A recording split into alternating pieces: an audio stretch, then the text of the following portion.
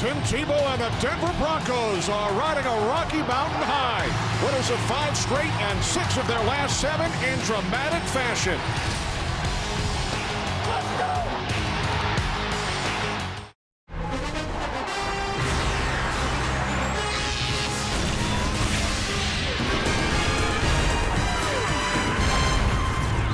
Week 14 in the National Football League on a beautiful December afternoon in Denver, Colorado, as the first-place Broncos get set to host the Chicago Bears on Fox.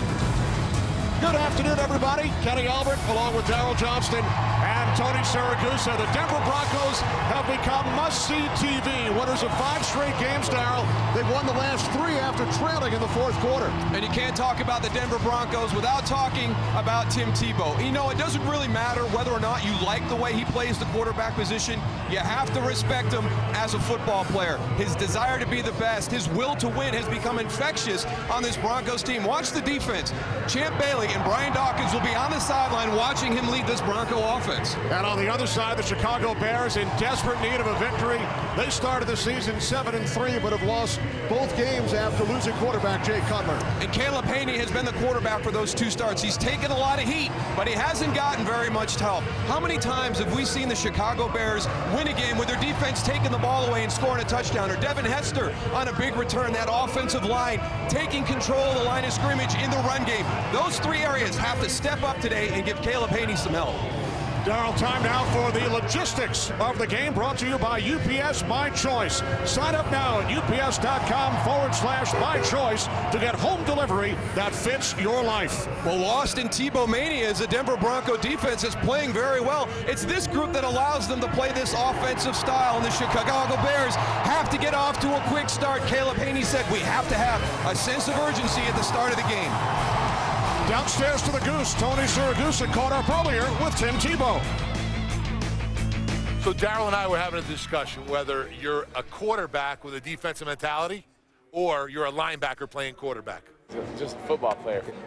I grew up playing, in the backyard with older brothers that would beat me up, and you'd play everything. We'd be at quarterback, and I'd be like, I'm Danny Werfel. We'd go to receiver, and, I'd be like, I'm Jerry Rice. You'd go to DB. I'm Charles Woodson.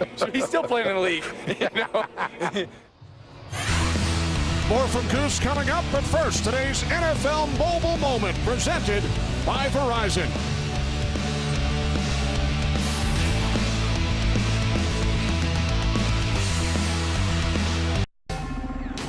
Fox Sports welcomes you to the following presentation of the National Football League.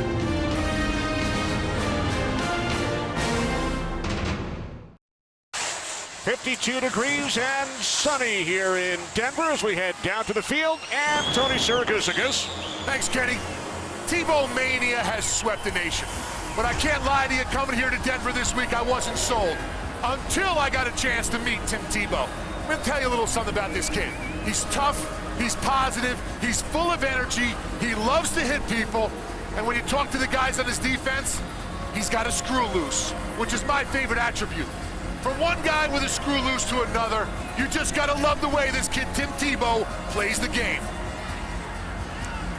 Thanks, Goose. Darryl, is Tony saying that he himself has only one screw loose? I think there's multiple screws that need tightening on that man. Well, we would have an opportunity to see Tim Tebow at work in just a moment because the Bears won the toss but deferred. Kickoff sails through the end zone. So Tim Tebow and the Broncos will start from their own 20-yard line. And I think the one thing that the Denver Broncos have seen from Tim Tebow is an improvement from week to week, and he talked to us about where he is now compared to where he was last year, just light years ahead of it. And I think you saw a good example of that last week against Minnesota. He beat Minnesota with his arm, not his legs. Broncos without wide receiver Eddie Royal today, suffered a concussion last week. 1st and 10 from the 20-yard line, the handoff to Willis McGahee, who gains 3. Out to the 23-yard line, Lance Briggs made the tackle. And it's funny, when you talk to the Bears defense, what they're afraid of is Willis McGahee and the traditional style of running the football.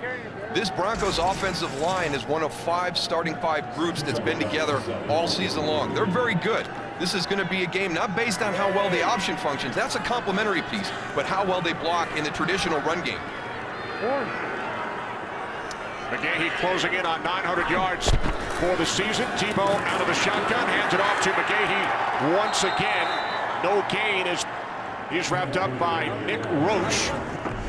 3rd and 7 coming up as we check out the Bears defensive unit. And one of the things I think that's going to be to the Bears' advantage is the speed in this group, the athleticism on the edges. And they actually said as they went back and prepared for this game and looked at all their option stuff, one of the things they felt they got better across the board.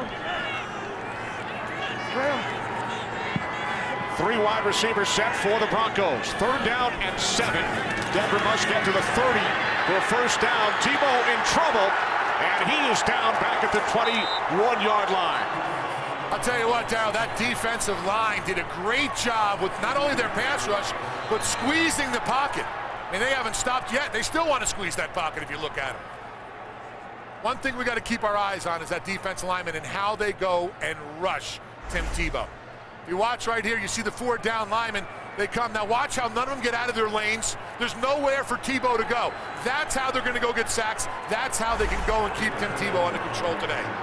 Henry Melton with the sack, his 7th of the season. Broncos lead the league in 3 and outs. They go 3 and out on their opening possession. Devin Hester back deep. Britton Colquitt waiting at his 7-yard line.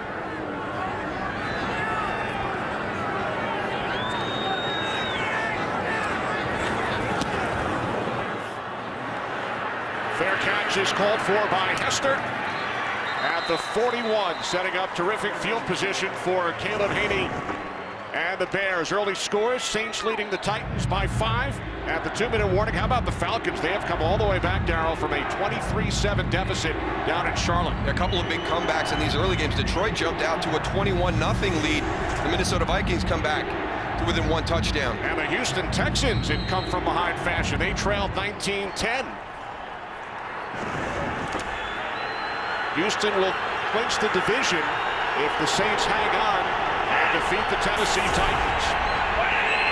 Caleb Haney out of Colorado State making his 3rd start for the Bears, able to get rid of it. Khalil Bell makes the catch back at the 39-yard line, but he's tackled by Brian Dawkins.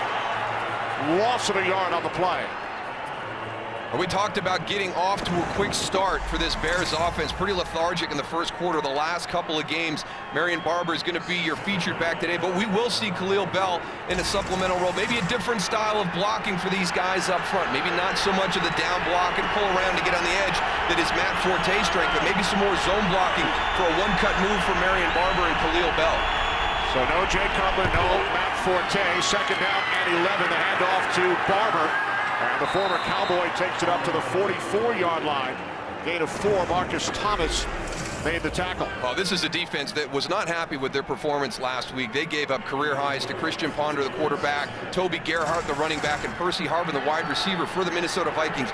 Von Miller back in the lineup today. He's a difference maker. Everybody you talk to is worried about his speed, that first step coming off the edge, and a very veteran secondary for the Denver Broncos. Miller, the rookie out of Texas A&M. 3rd down and 7 for the Bears. And a timeout is taken by the Broncos. First charge timeout, Denver. Early 1st quarter in Denver. Today's game on Fox is sponsored by Southwest Airlines. Find our fares online only at southwest.com. Back in Denver, 3rd down and 7 for the Bears following the Broncos timeout.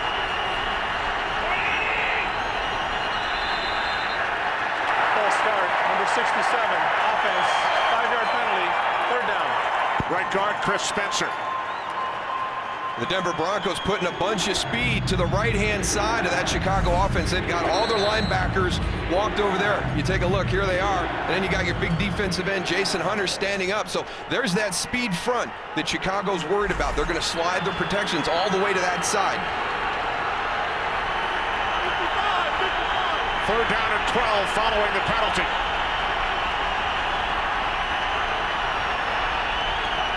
Bears must get to the Denver 49.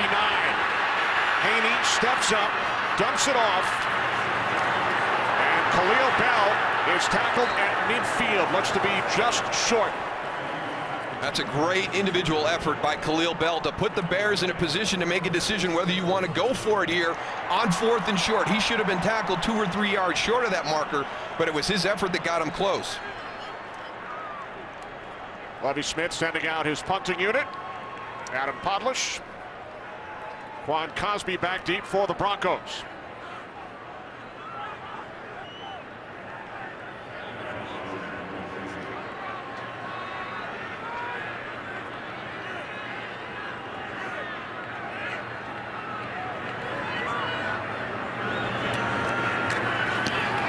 Punting from his own 40. Good hang time.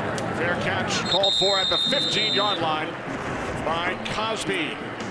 Tim Tebow and the Broncos offense when we return. Today's game is sponsored by Bud Light, the official beer sponsor of the NFL. Here we go.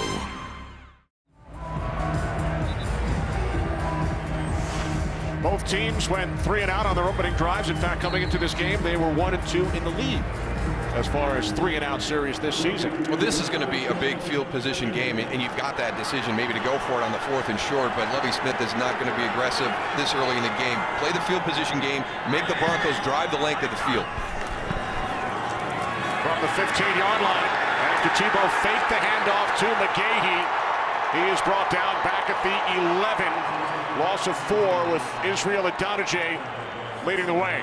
Well, this is one of the issues they'll have trying to run the option. Watch the athleticism on the outside. Israel Adonijah comes down, reads the dive back, but then has the ability to change direction and get out and impact Tim Tebow with his decision to hold it. Tim Tebow's lucky he didn't pitch it because Brian Urlacher, I think, would have gotten that pitch. Think they've studied this option this week, Darryl? Just a little bit. I think they're dialed in on their option rules. Loss of 3, now 2nd and 13 as Tebow faked the handoff to Demaryius Thomas. Pass is caught by Lance Ball. Ball takes it up to the 22-yard line for a gain of 9. That'll be one of the other challenges, though, Tony, is all that action in the backfield, some option look, some end-around look, and all of a sudden Tim Tebow pops out. He's got the ball looking to throw it. The Bears are going to play a lot of man-to-man coverage to help them with their option responsibilities, so they're going to have to be really, really good making sure they've got the right man in coverage.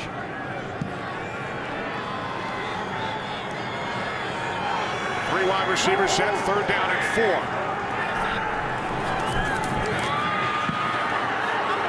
Tebow downfield intended for Eric Decker. Broken up beautifully by DJ Moore, returning to the Bears lineup today after missing the last 3 games. And this is the throw that I think Tim Tebow makes really well. Eric Decker's here in the slot. He's going to release up the field on a little bit of a wheel route, but that deep ball, whether it's down the seam in the numbers area or out on the sideline, is the throw that Tim Tebow really executes well. Hester awaiting Colquitt's 2nd punt.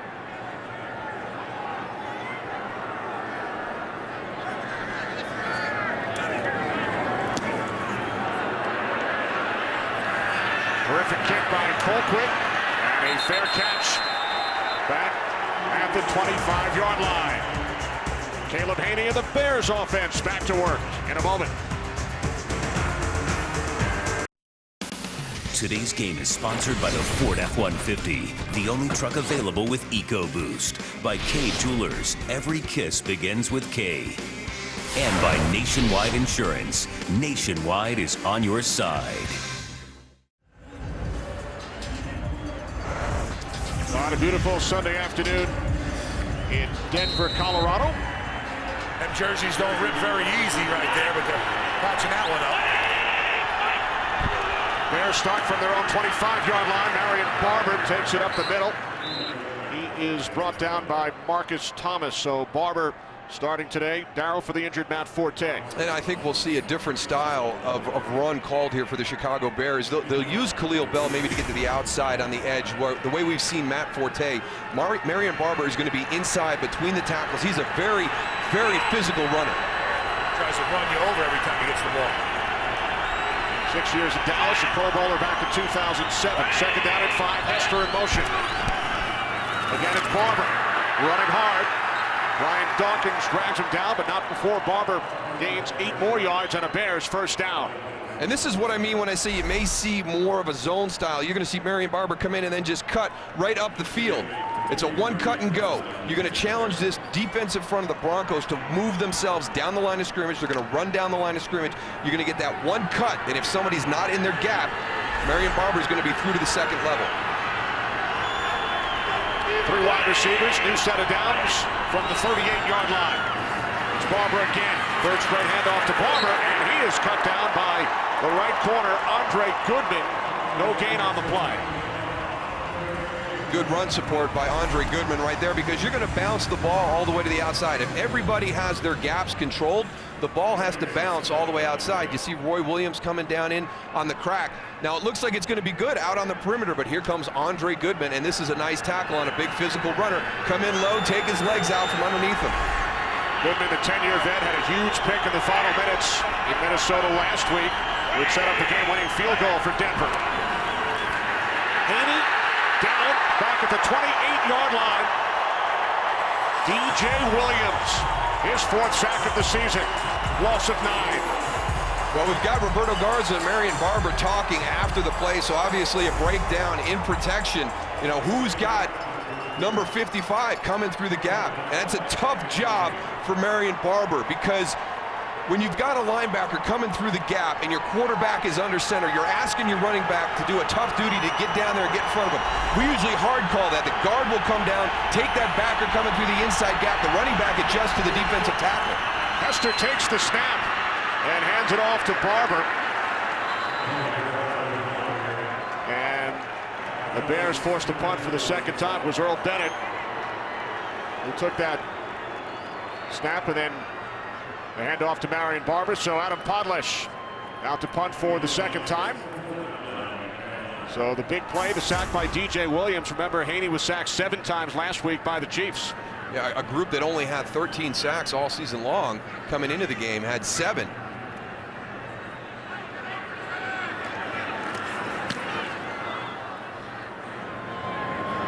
Punt taken at the 14-yard line by Quan Cosby.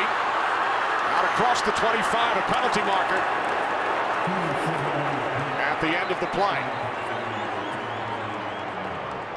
There were 2 great blocks downfield, right where the flag was called. See what the officials are discussing. Carl Cheffers, our referee this afternoon. This is going to be a spot foul too, so what could have been some relatively good field position out near the 30 looks like it could be back inside the 10, maybe even the 5. During the return, illegal blindside block, number 57 of the return team. That penalty will be enforced half the distance to the goal. Timeout. Mario Hagan, the guilty Bronco. No score, first quarter here in Denver.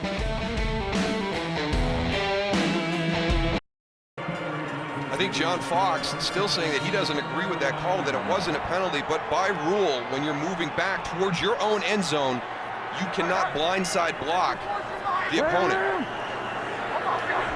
Mario Hagan was flagged. Broncos start from the 9-yard line as Tebow hands off to Willis McGahee, who gains just 1. We'll go back and take a look at it, and here's Mario Hagan right here, number 57. Now he's moving towards his own end zone, so that means he can't come and blindside Brian Ewu right there, and he's up around the head and neck area again. By rule, that's going to get flagged. Now, you know, 5-10 years ago, you know, that's going to be a great block, but with the move towards player safety and the rules that the NFL has put in place, that is now illegal. Second down and 9. Tebow looks downfield, now throws. The catch is made by Thomas. Good second effort. He picks up a Broncos first down. Finally knocked out of bounds at the 23-yard line by Nick Roach. Gain of 13 for Demaryius Thomas. And this was one of the concerns for the Chicago Bears. They don't want Tim Tebow to escape to his left. That's when he's at his most dangerous. As he comes out right here, he finds Demaryius Thomas. Now, this effort is phenomenal. Little stick route right here, works back to the quarterback, but the run after the catch, just great individual effort by Demaryius Thomas. A career game last Sunday for Thomas. 4 catches, 144 yards. The pitch to McGahee. And he is wrapped up by Henry Melton back at the 21-yard line.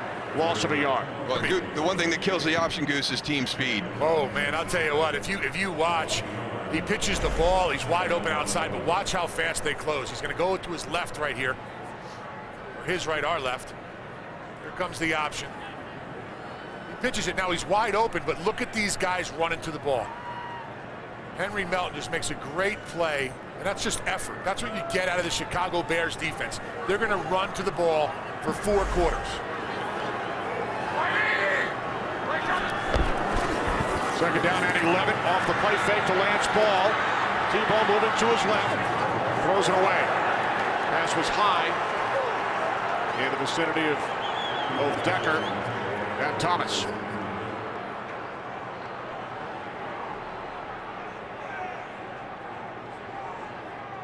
I enjoyed talking to offensive coordinator Mike McCoy for the Denver Broncos, and you know, he knew the challenges of creating the offense around Tim Tebow and his skill set. But you know, we talked with Rob Chudzinski in Carolina earlier this year and what he was doing with Cam Newton. You know, a similar situation. You've got to work with what you have, and it's been fun to watch this offense grow from week to week. And he says he steals some stuff on Saturday nights watching the college game.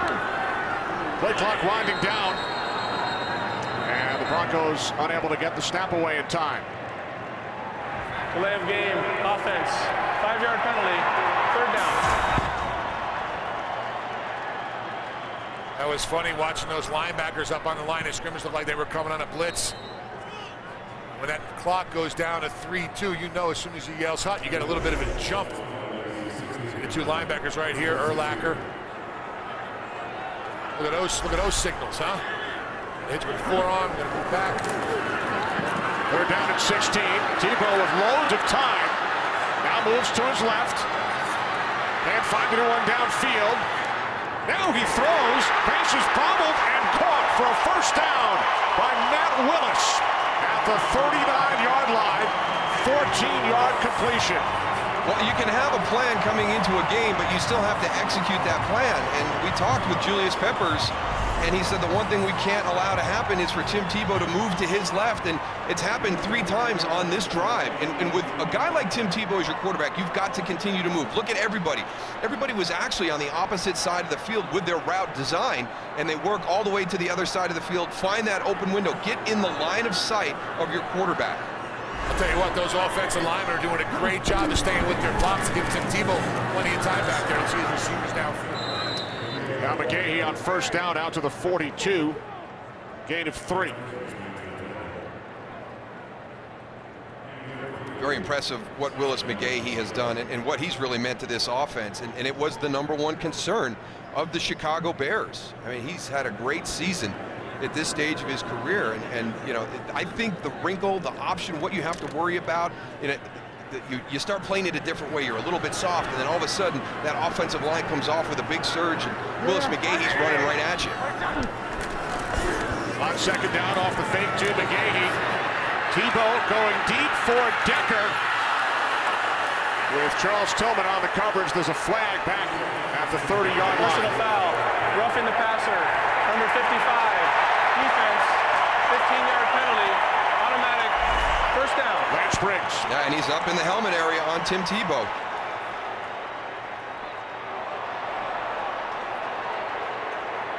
I don't know, it looked like he pulled off a little bit there, Darryl, didn't he? He's straight upright. Maybe they got him for the forearm to the head. That's the only thing I see there. I think they did go helmet to helmet, Tony, even though it wasn't a real hard hit. I think they still went helmet to helmet.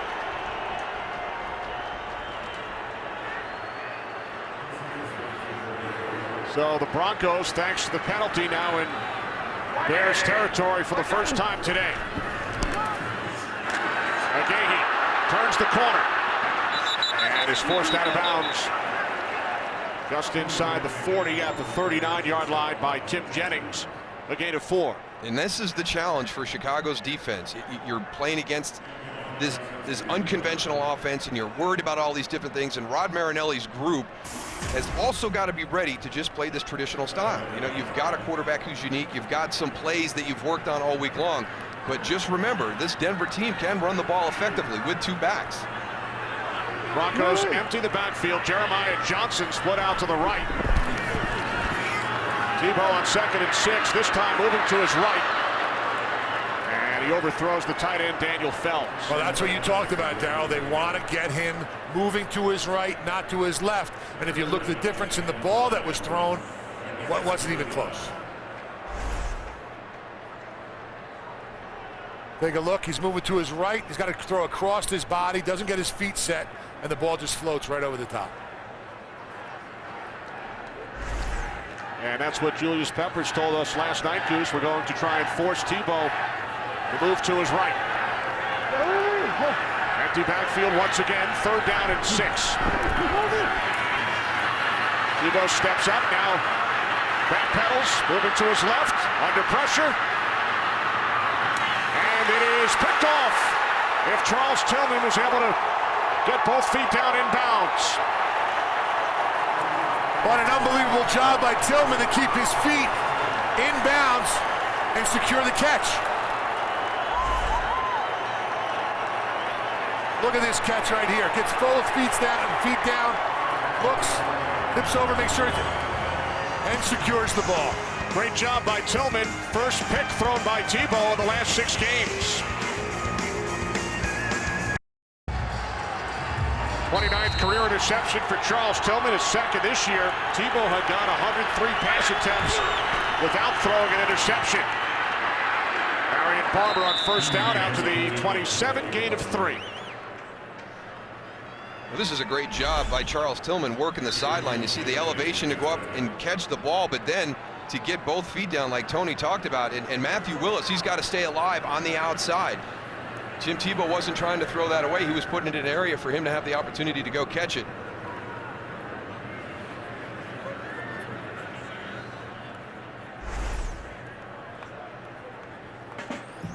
Two injured Broncos. One is Robert Ayers. We'll be back. Robert Ayers and Brian Dawkins, the injured Denver Broncos. And you're going to watch number 20 come in, and we always talk about seeing what you hit. And one of the big reasons is not only for your safety, but for your teammates' safety. Brian Dawkins comes in, hits Robert Ayers in the back, so Robert's got a sore back, and Brian's got a stiff neck. Barber out to the 35-yard line. Jason Hunter in for Ayers. Raheem Moore in for Brian Dawkins. Marion Barber picks up a Bears 1st down.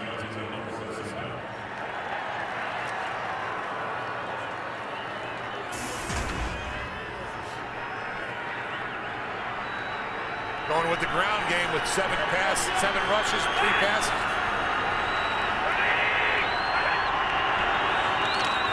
Here's Barber once again, the 8th Bears run over their first 11 plays. And he's brought down by Von Miller after a short gain, just 1 yard. On the play as time winds down in this first quarter here in Denver. Von Miller, we talk about him as a pass rusher, but there again, look at him working down the line of scrimmage in the run game too. An explosive. One hand.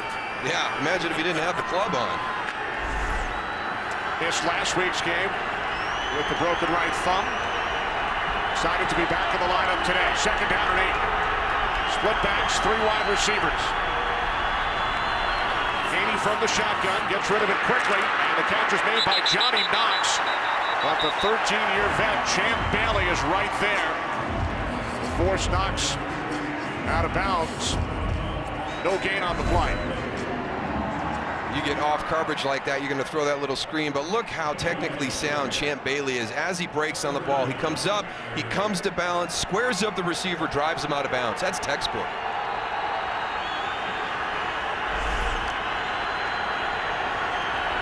Third down and 8, 15 seconds remaining in the quarter.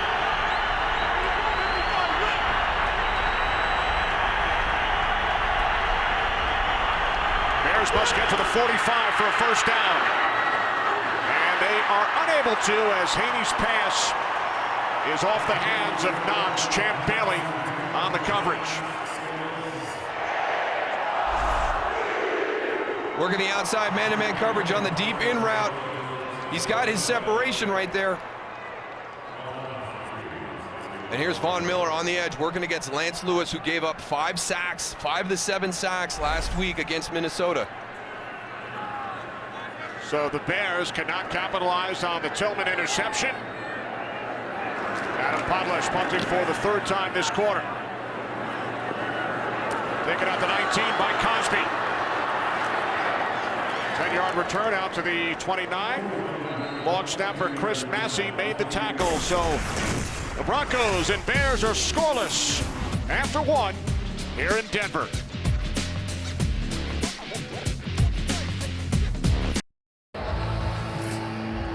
We start the 2nd quarter in Denver. Kenny Albert, Darryl Johnston, Tony Siragusa, Tim Tebow, and the Broncos go to work from their own 29-yard line. Willis McGahee in the backfield, 2 tight end set. Tebow hands it off to McGahee, running to his left. Out to the 32-yard line, gain of 3. Urlacher and Corey Wooten on the tackle. Well, in the last series, you remember Charles Tillman with the interception. There's Tim Tebow over there talking to him about it. And, you know, he really was excited about the opportunity to play against this defense with Charles Tillman and Brian Urlacher, Lance Briggs, Julius Peppers. And it's one of the things that I enjoyed meeting him. He has a passion for the game, the history of the game. And you know, when people are critical of him, he says, you know what, I don't care. I've wanted to be an NFL quarterback since I was 7. I'm living my dream. I don't care what people say. Number 75, Chris Clark in as an extra blocker as McGahee takes it up the middle, and there is a flag.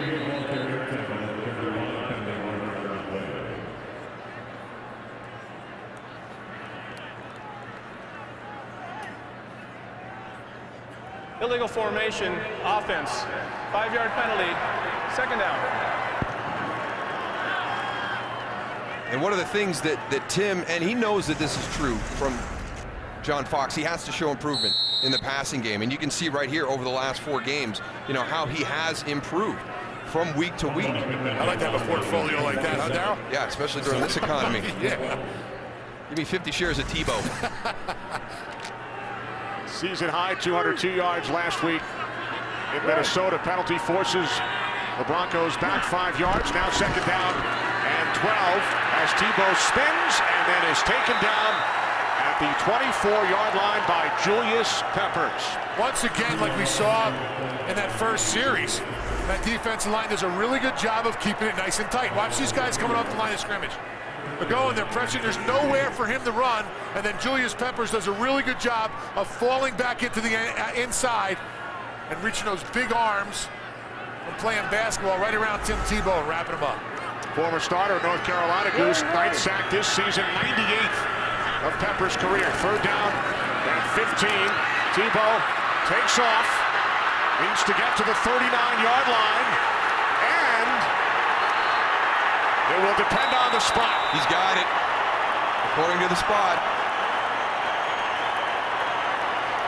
Tebow does pick up a Broncos 1st down. And an injured Chicago Bear, number 91, Amobi Okoye, is down. I mean, it's a breath of fresh air down when you see a quarterback running for a 1st down and not sliding. Not only not sliding, Goose, but lowering his shoulder and taking people on. Exactly. Look at this. What a run. Running people over. Gain 16 on 3rd and 15.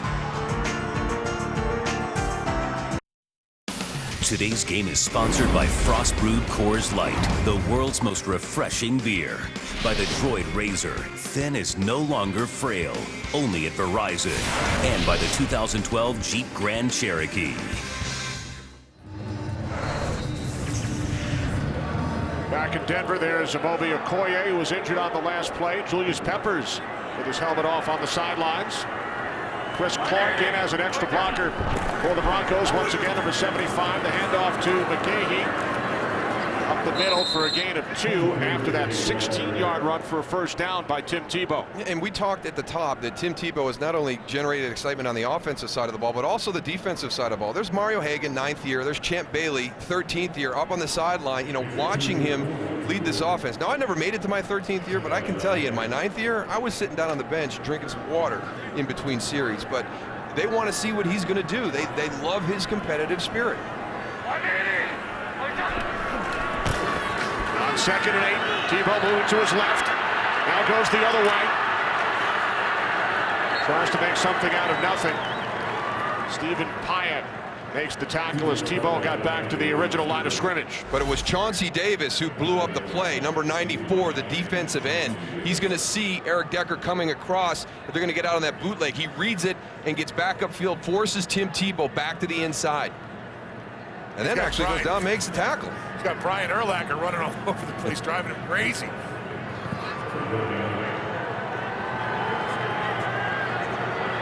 Now 3rd down and 8. Broncos must get to midfield for a first down. Tebow to the outside. Chris Conte, the free safety, got a hand on it. Looks like roughing the Personal quarterback. foul, roughing the passer. Number 71, defense. Contact to the knee area of the quarterback. 15-yard penalty, automatic, first down. 2nd personal foul against Lovie Smith's defense. First Lance Briggs, and now Israel Adonijah. And you can't give them freebies. You know, their one thing was we've got to make Denver go the long, hard way. You get down around that quarterback's knees in the pocket, and you're going to get flagged. You are responsible for your body. Even if you turn on a short corner real low and you lose your balance, it's still your responsibility to stay off the quarterback's legs. I know it's the rule, and I know it deserves a flag, but it's not easy to do.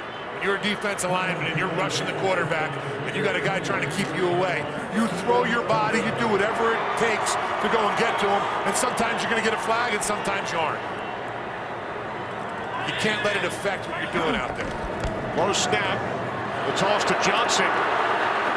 Jeremiah Johnson to the 38-yard line, gain of 5 as we check in on the Packers and the Raiders with Kurt Menefee. Kurt? The weapons never end for the Packers. This is rookie Ryan Taylor, 7th-round pick out of North Carolina. First NFL catch, first NFL touchdown. Packers up 14-0. Kenny Moose and Goose, 17 different Packers have scored this season. And his first NFL Lambeau Leap, Kurt. Packers clinch a first-round bye with a win over the Raiders. And the Broncos keeping a close eye on that score as Spencer Larson, the fullback, takes the handoff from Tebow. Denver tied with Oakland, identical 7-5 records atop the AFC West. Raiders trailing 14-0 in Green Bay.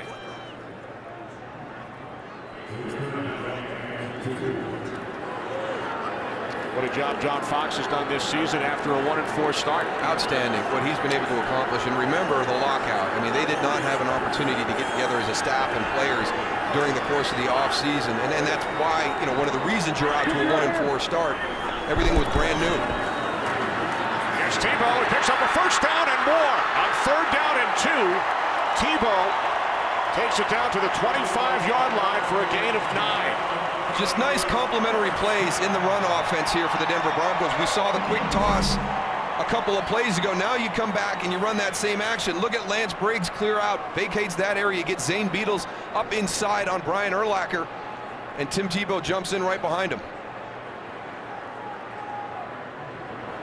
Chris Conte finally made the tackle. Julius Peppers back on the field.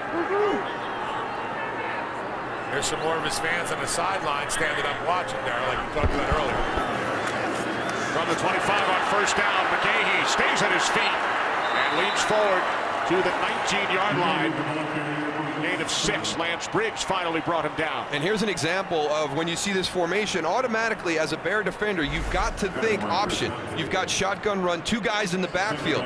But it's not. It's power run game from the shotgun. And let me tell you, the shotgun running game is not an easy game.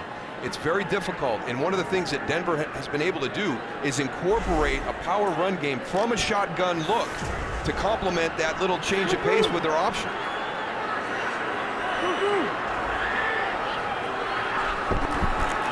Second down and 3. Here's McGahee. What makes it so difficult out of the shotgun?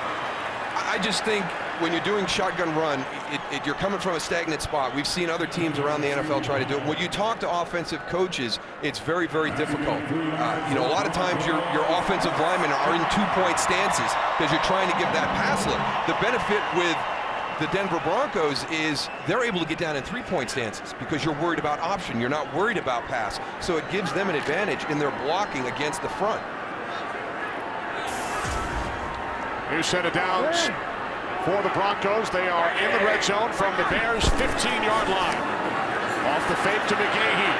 Tebow to the end zone, overthrows Eric Decker.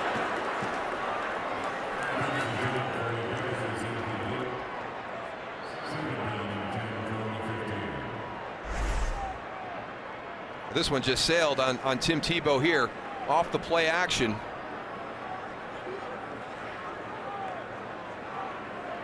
You know, Darryl, one thing that really I'm noticing from down here, difference between the first quarter to now, the linebackers for the Chicago Bears, the defensive linemen, they are so unsure if it's a run, if they're power running, if they're option.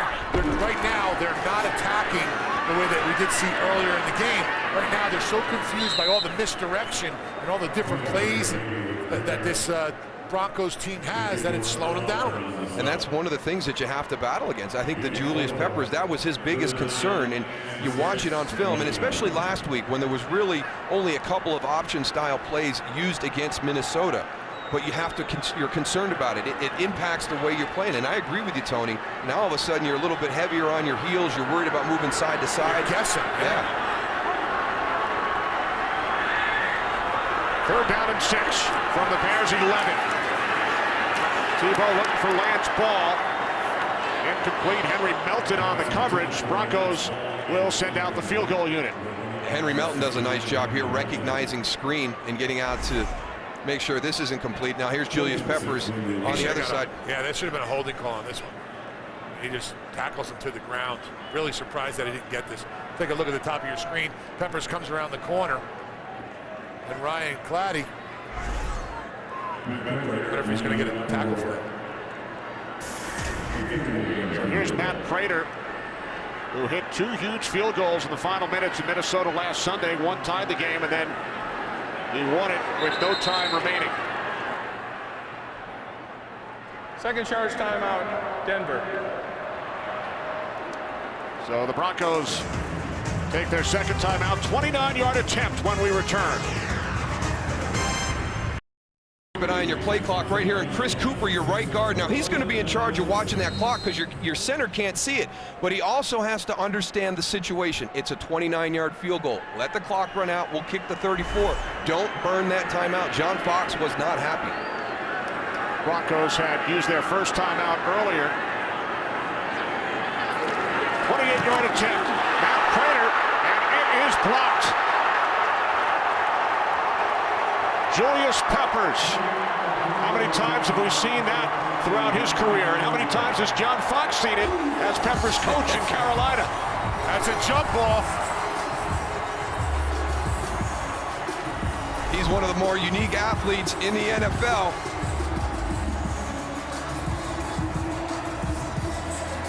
Looks like a couple hands on it. Looked like Adonijay could have had a piece too. Now they got a lot of penetration. Look at that. Wow. Melton, Adonijay. Everybody's up in there. Yeah, I think Peppers and Adonijay. I think Israel Adonijay got more of that ball. So the Bears take over from their own 20-yard line following the block. And that pass is dropped by Devin Hester. There's another example of Caleb Haney not getting a whole lot of help from his supporting cast, and it was real critical last week. You're working from the, you can see the line right there. He's going from the sun into the shade. So we'll give Devin Hester a hall pass on that one, but it hit him right in the hands. He's got to help out his young quarterback. You could give him the pass. I'm not. He's got to make that catch. So hall pass for Moose, but not Goose. 2nd and 10. The toss to Marion Barber. Barber takes it out to the 28-yard line. Gain of 8 before he was finally brought down by DJ Williams.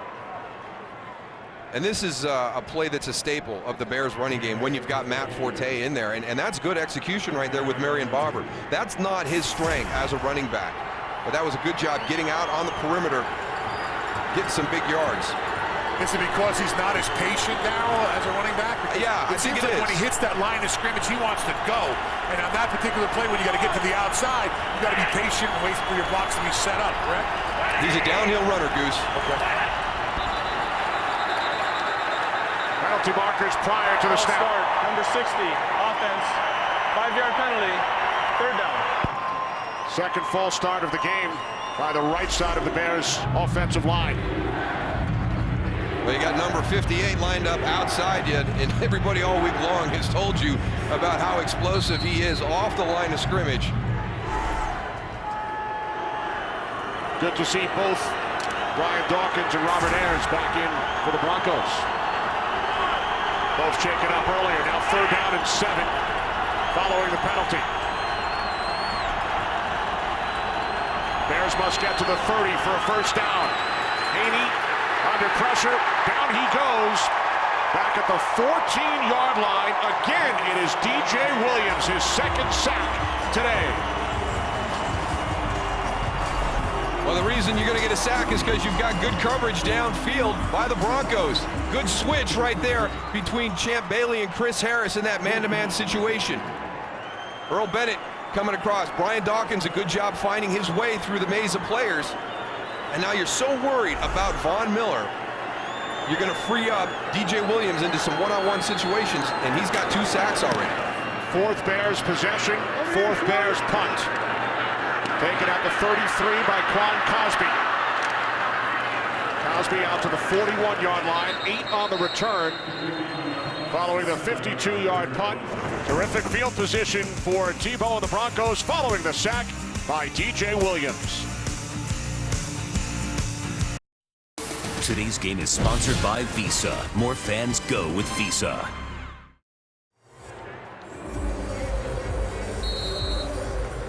Back in Denver, still scoreless. Best starting field position of the day for the Broncos. Split backs, Ball and Johnson. Off the fake to Ball. Tebow's pass intended for Eric Decker. Another pass that should have been caught right there. Absolutely, a chance to make a good play on the outside. Yeah, you talked about it earlier about Tim Tebow makes a great throw to the outside like this. It's right where he needs to be. Inside the playing field right there. He just needs to bring that in, Decker. He would have caught that. Absolutely. Now on 2nd and 10, it's McGahee. Up the middle out to the 46. 8-4, Idonije the tackle. And that's one of the things that we really have to talk about with this offense, Tony. You know, is the guys like Eric Decker, Demarius Thomas, Matthew Willis, you know, the wide receivers in this offense, what they do for the run game. You know, whether it's the option or right there, you know, you're running into basically 9-man fronts because you're motioning in wide receivers and asking them to go inside and dig people out of the box. I mean, they came to the NFL hoping to be running down the sideline, catching long passes. This is a very, very unselfish offensive group. 3rd down and 6. Tebow takes off. Ryan Urlacher makes a terrific tackle. Tebow looks to be just short. His knee hit down before he extended. Ryan Urlacher looked like he drops into coverage, but his eyes never come off of Tim Tebow. He's right in front of him. He squares him up and makes a great tackle to stop that first down.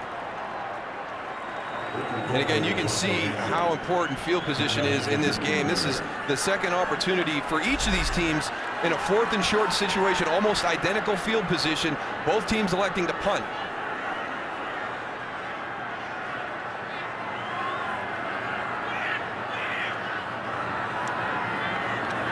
Colquitt punting for the 3rd time. Hester moving to his right. Fair catch and a flag.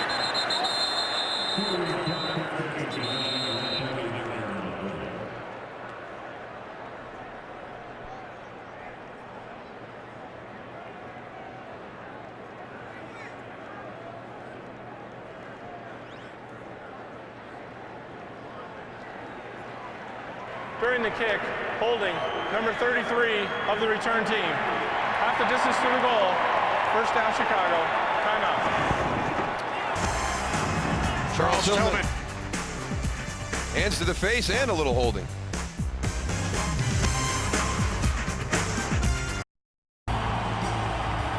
Still no score here in Denver. Late 2nd quarter. Kenny Albert with Darryl Johnston. It's been a field position battle so far, and now the Bears backed up at their own 5-yard line. It really has, and the big player has been penalties. Chicago had some untimely penalties, 2 personal fouls already with hits on Tim Tebow to help them out. The big play of the first half so far, the blocked field goal attempt by Julius Peppers.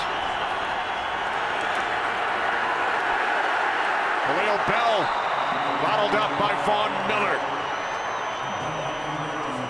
I'll tell you what, Von Miller, we'll talk about athleticism. He makes the tackle. Watch him come through the line of scrimmage here. He makes the tackle with one hand. He gets up. Bing! The front flip. You ever try that celebration, Deuce? No, I'd be on a stretcher if I ever did something like that, guys. Tell you what, that flip got the stadium rolling, though. Second down and 10. It's Bell again. And this time he'll do the celebrating as he picks up a Bears first down, gain of 12, out to the 17. Now, you got to love this. This is just like a smash-mouth football game. Both teams running the ball, trying to pound it right down your throat. Nothing crazy. These runners all leaning forward, full head of steam. Definitely old school style. That is old school. Under 3 minutes remaining, second quarter. From the 17, it's Khalil Bell. Bell out across the 20. Gain of 4. Bell in his 3rd season out of UCLA. Congratulations to our colleague at Fox, new head coach of the UCLA Bruins, Jim Mora. Congratulations, Coach. Our director, Mike Frank, a graduate of UCLA, very happy with the decision. He wishes he still had his eligibility. There's Matt Forte. 60 consecutive games since the start of his career until today. A huge loss for this Bears offense. Even if Jay Cutler's still out there, Matt Forte is so key to this offense.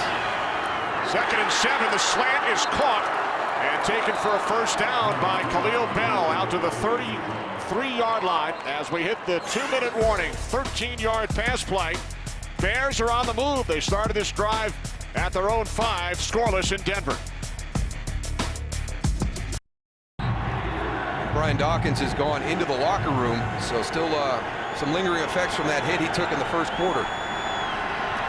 Placed by the rookie out of UCLA, Raheem Moore. First and 10 from the 33-yard line.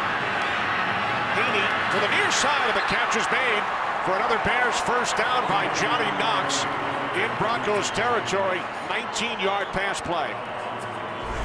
One of the things you see about Caleb Haney is he's really a rhythm guy. I mean, once the plays start happening, you know, he starts to build off that momentum. But, you know, we talked about it at the top. You know, he even stressed we've got to have more of a sense of urgency to start this game. They did not, but this is one thing that he's done. Late second quarter, fourth quarter, he's always seems to find his rhythm at that point. Bears had only 2 first downs prior to this drive. They have 3 on this possession, which started back at the 5. As Haney swings it out to Bell, but DJ Williams right there to make the tackle. Got to make a better read. Caleb's got to see DJ Williams in man-to-man coverage on that throw. Loss of 4 yards on the play. Bears have all 3 of their timeouts. A minute and a half. There's the former Bronco, Jay Cutler, missing his 3rd consecutive game. Underwent surgery here in Colorado 2 weeks ago, had his stitches removed this week, and was throwing on the field prior to the game today. And in this offense, it really hit its stride with Jay Cutler there. They were putting up some points on consecutive games before that injury. They won 5 in a row with Cutler. Second and 14. Haney is tackled by Elvis Dumerville at the 49-yard line after gaining 2. It's one of the things, when you can bring pressure from both edges, and we talk about Von Miller at the top, number 58, but then you've got Elvis Dumerville on the bottom, even double teamed.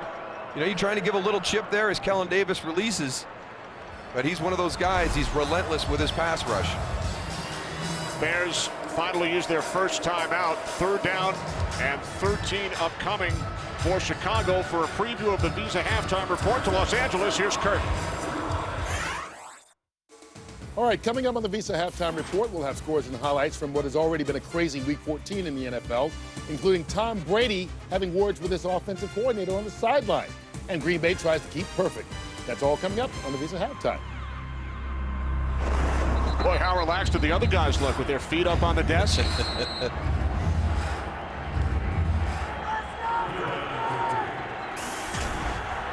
Bears facing a 3rd down and 13. They were 0 for 11 in their loss to the Chiefs last week. 0 for 4 so far today. Chicago must get to the Denver 38. Haney out of the shotgun. Fires downfield, and it is nearly picked off by Chris Harris.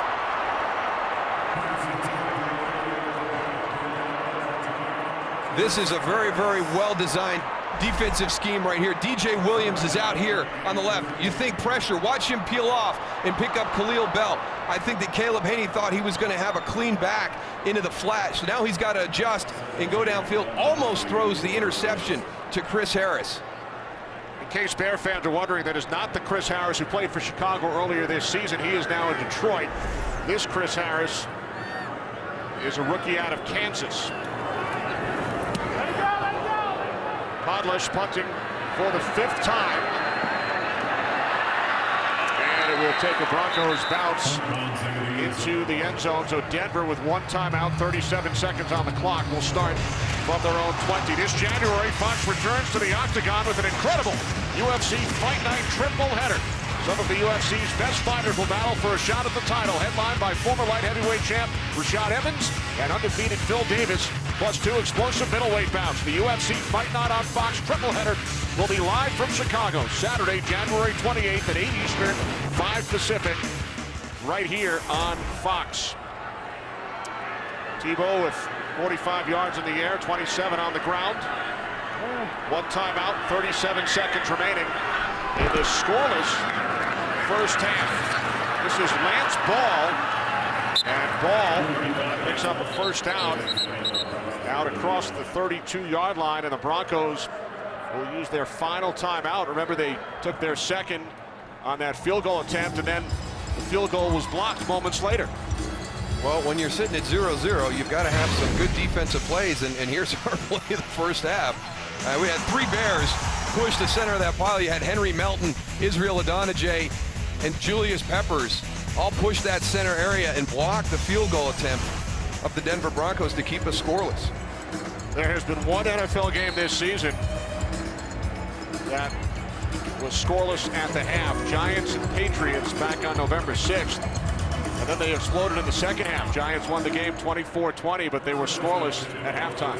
Good halftime adjustments by the Giants and the Patriots in that one. So the Broncos with no timeouts, 29 seconds remaining. Here's Tebow on first down, and that pass is dropped by Thomas. We saw Decker drop one earlier, and now Demaryius Thomas unable to hang on. When you have teams in these situations, you talk about the margin for error, and it's small on both sides right here. You know, these guys have to start stepping up and making the plays. Demaryius Thomas has to make this catch. You come out in a 2-minute situation, you know, at the end of the first half, you have a good first play. Now all of a sudden you change what you were going to do, and you know, now you want to be aggressive. Demaryius Thomas drops a nice, easy catch there. Second down and 10. Tebow with a rainbow pass. And that one sails over the head of Thomas with Tim Jennings on the coverage.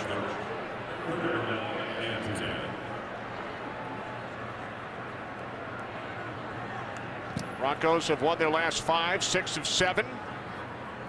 There's Rod Marinelli, the defensive coordinator for the Bears, and Green Bay has now extended their lead over Oakland to 24-0. So that is more good news for the Broncos. 7 straight incompletions for Tebow. They keep it on the ground. And will be able to run out the clock as Jeremiah Johnson picks up a Denver first down. An incomplete pass, and they would have punted back to Hester. Broncos quickly up to the line. How many times do we see situational football at the end of the half or the end of the game? Yeah, a missed opportunity right there. You've got to know in the huddle, listen, we're going to call a running play because we want to make sure at least the clock goes out. We don't have to punt the ball to Devin Hester on an incomplete. But when you hit that big play, everything changes, and nobody was on board. Scoreless here in Denver. Visa Halftime Report is next. Welcome to the Visa Halftime Report, More fans go with Visa. And welcome to the Visa Halftime. Kurt Menefee along with Terry, Howie, Michael, and Jimmy. And everyone who predicted a low-scoring game, you're right. Chicago and the Broncos, no score at halftime. Also low-scoring, San Francisco already has clinched the West. They lead 9-7 over Arizona right now, late in the second half. Raiders at the Green Bay Packers. Aaron Rodgers, Jordy Nelson, 37-yard touchdown, 39th touchdown pass on the season for Rodgers. That ties a franchise record with, you guessed it, Brett Favre. 30-0 Green Bay on top of the Raiders. That is late in the second quarter. Also, the Buffalo Bills, they continue their woes. San Diego trying to get back in it. They're up 16-0. That one in the second quarter. Tough first half, 6-3. The Saints were leading this football game. Matt Hasselbeck, quarterback for the Titans, injured left calf muscle in the second quarter. Then Breeze in the fourth quarter to Marcus Colston. Wide open down the middle. Great catch, extension, touchdown. 300-yard passing for the year. That's 10 straight. That is 10 for Breeze. And then with last play of the game, there it is. Locker sacked there by Jolon Dunbar. 22-17. Saints beat the Tennessee Titans. Philadelphia at Miami. Michael Vick's back. There's the helmet coming off. Hang in there, Mike. Second quarter, big back looking right. Then a post corner, down to the post, back to the corner. Deshaun Jackson, 34-yard touchdown pass, 26-10. Philadelphia beats Miami. Andy Reid breathing a sigh of relief as his team ends a two-game slide. They're now 5-8. Atlanta at Carolina. Atlanta at Carolina. 4 touchdown passes on the day. Matt Ryan finding Julio Jones. Julio Jones, a rookie out of Alabama, has 2 touchdowns. This one covered in 75-yard. 31-23. Atlanta keeps their playoffs hopes alive as they beat the Carolina Panthers. Vikings at the line. Christian Ponder picked by Alfonso Smith. A little late with that pass. You got to gun it out there. He takes it back. Smith, it is 30 yards into the end zone. And that is 3 turnovers in the first half. So Joe Webb comes in to take over for Ponder. There's his chance. He fumbles. There, Minnesota going in to win this football game. 34-28, the Lions beat Vikings. Buccaneers at the Jaguars. Blaine Gabbert to Maurice Jones drew 5-yard touchdown, 28-14. Maurice Jones drew 4 touchdowns on the day, a new franchise record, 7-3 touchdowns. And of course, Mel Tucker, interim head coach, gets his first victory, 41-14, Jacksonville over Tampa Bay. Game ball and another. Nice day for Tucker. New England at Washington. As soon as we see the Houston Texans at the Bengals, Dalton, the rookie quarterback, finds Simpson. That's a 15-play, 93-yard drive, 17-yard touchdown, 13-3 at this point. Then in the last seconds of the game, T.J.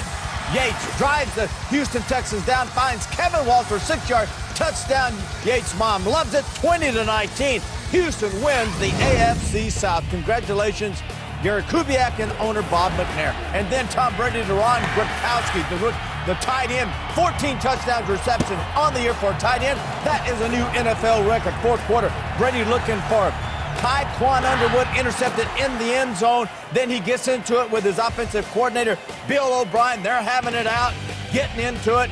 I said this, I said that. Then, on the ensuing drive, after the interception, Rex Grossman looking for Santana Moss. He's picked by Gerard Mayo, Brady, Bill O'Brien. Hug it out. A lot of love, baby. 34-27, New England beats the Washington Redskins. Jets keep their playoff hopes alive with their highest scoring game of the year.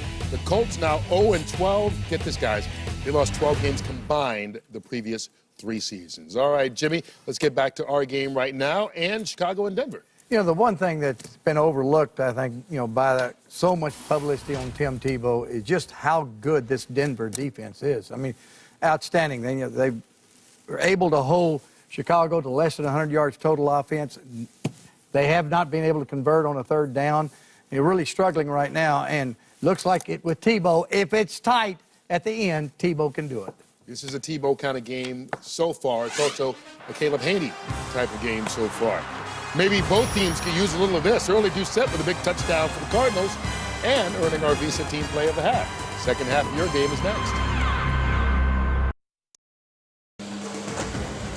A beautiful Sunday afternoon in Colorado with the Broncos and the Bears scoreless at the half.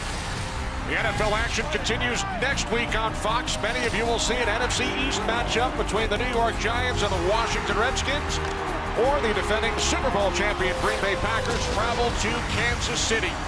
It all begins with the Built Ford Tough Fox NFL Sunday pregame next Sunday. Second half from Denver. is next. You're watching Fox NFL Sunday. The Denver Broncos and Chicago Bears are scoreless at the half here in Denver. The second half coming up right after these messages.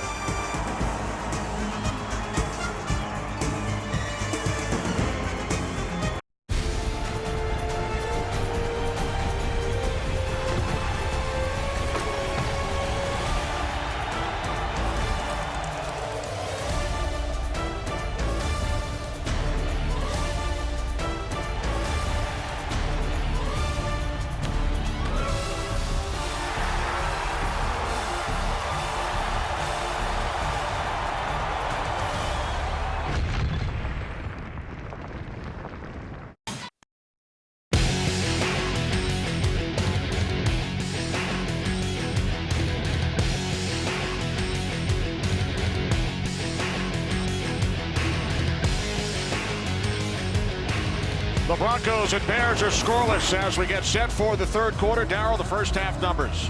One of the big players in that first half were the penalties by Chicago. The 45 yards had a couple of personal fouls with hits on the quarterback. That was really the big thing. Julius Peppers really the play of the first half with the blocked field goal by the Broncos.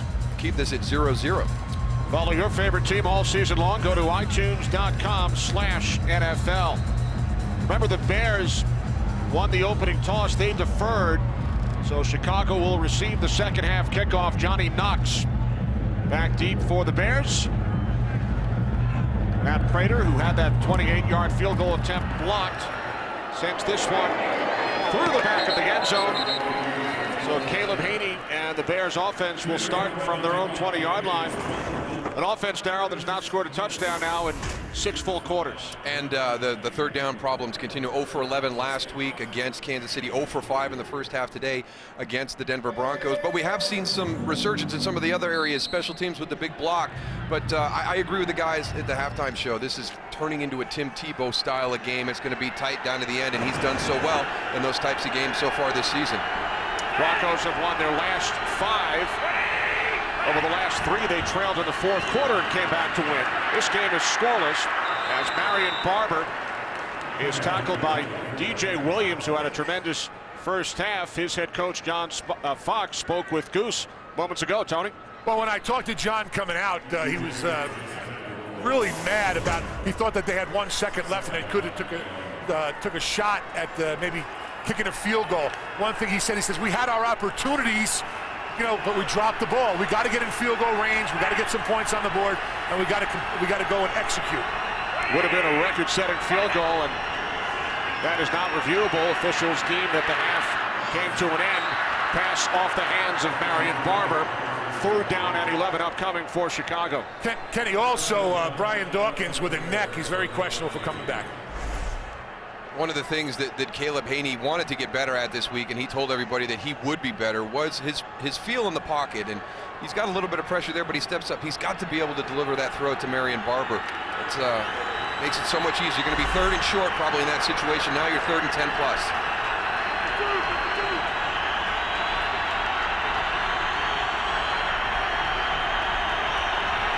Three wide receivers set. Bears must get to the 30 for a first down, and the play is blown dead. Once again, Lance Lewis, right tackle, sees all those guys on the line of scrimmage. Full start, number 60, offense, 5-yard penalty, 3rd down.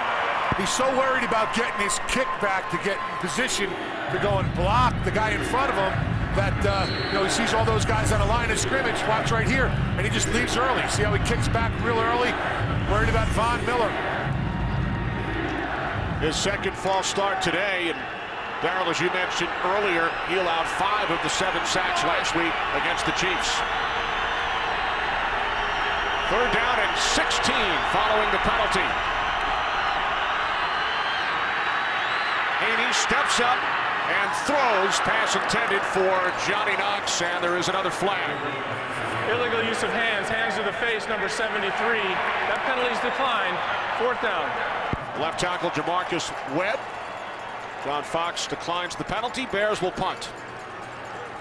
just can't get any type of momentum going here. And you're going to get some help on the outside. Marion Barber, as he releases, is going to give a little chip on Von Miller. Better job by Caleb that time. You know, shuffle up, step up in that pocket, reset your feet. 6 Chicago possessions today. This will be punt number 6. Adam Podlesh from his own 4-yard line. Taken at the 32 by Cosby. Brian Cosby out to the 44. 12 yards on the return. The injured Bronco is David Bruton. Good field position for Tim Tebow and the Broncos. Today's game is sponsored by Southwest Airlines. Find our fares online only at southwest.com. By the all-new Volkswagen Passat 2012 Motor Trend Car of the Year. By Rise of the Planet of the Apes on Blu-ray and DVD in 2 days. And by Bud Light, the official beer sponsor of the NFL. Here we go. Best starting field position for the Broncos today from their own 45-yard line as Tebow hands it off to McGahee. And Willis McGahee is wrapped up. No gain on the play. Tebow just 3 of 13 in the air in the first half. In fact, his last 8 passes have been incomplete.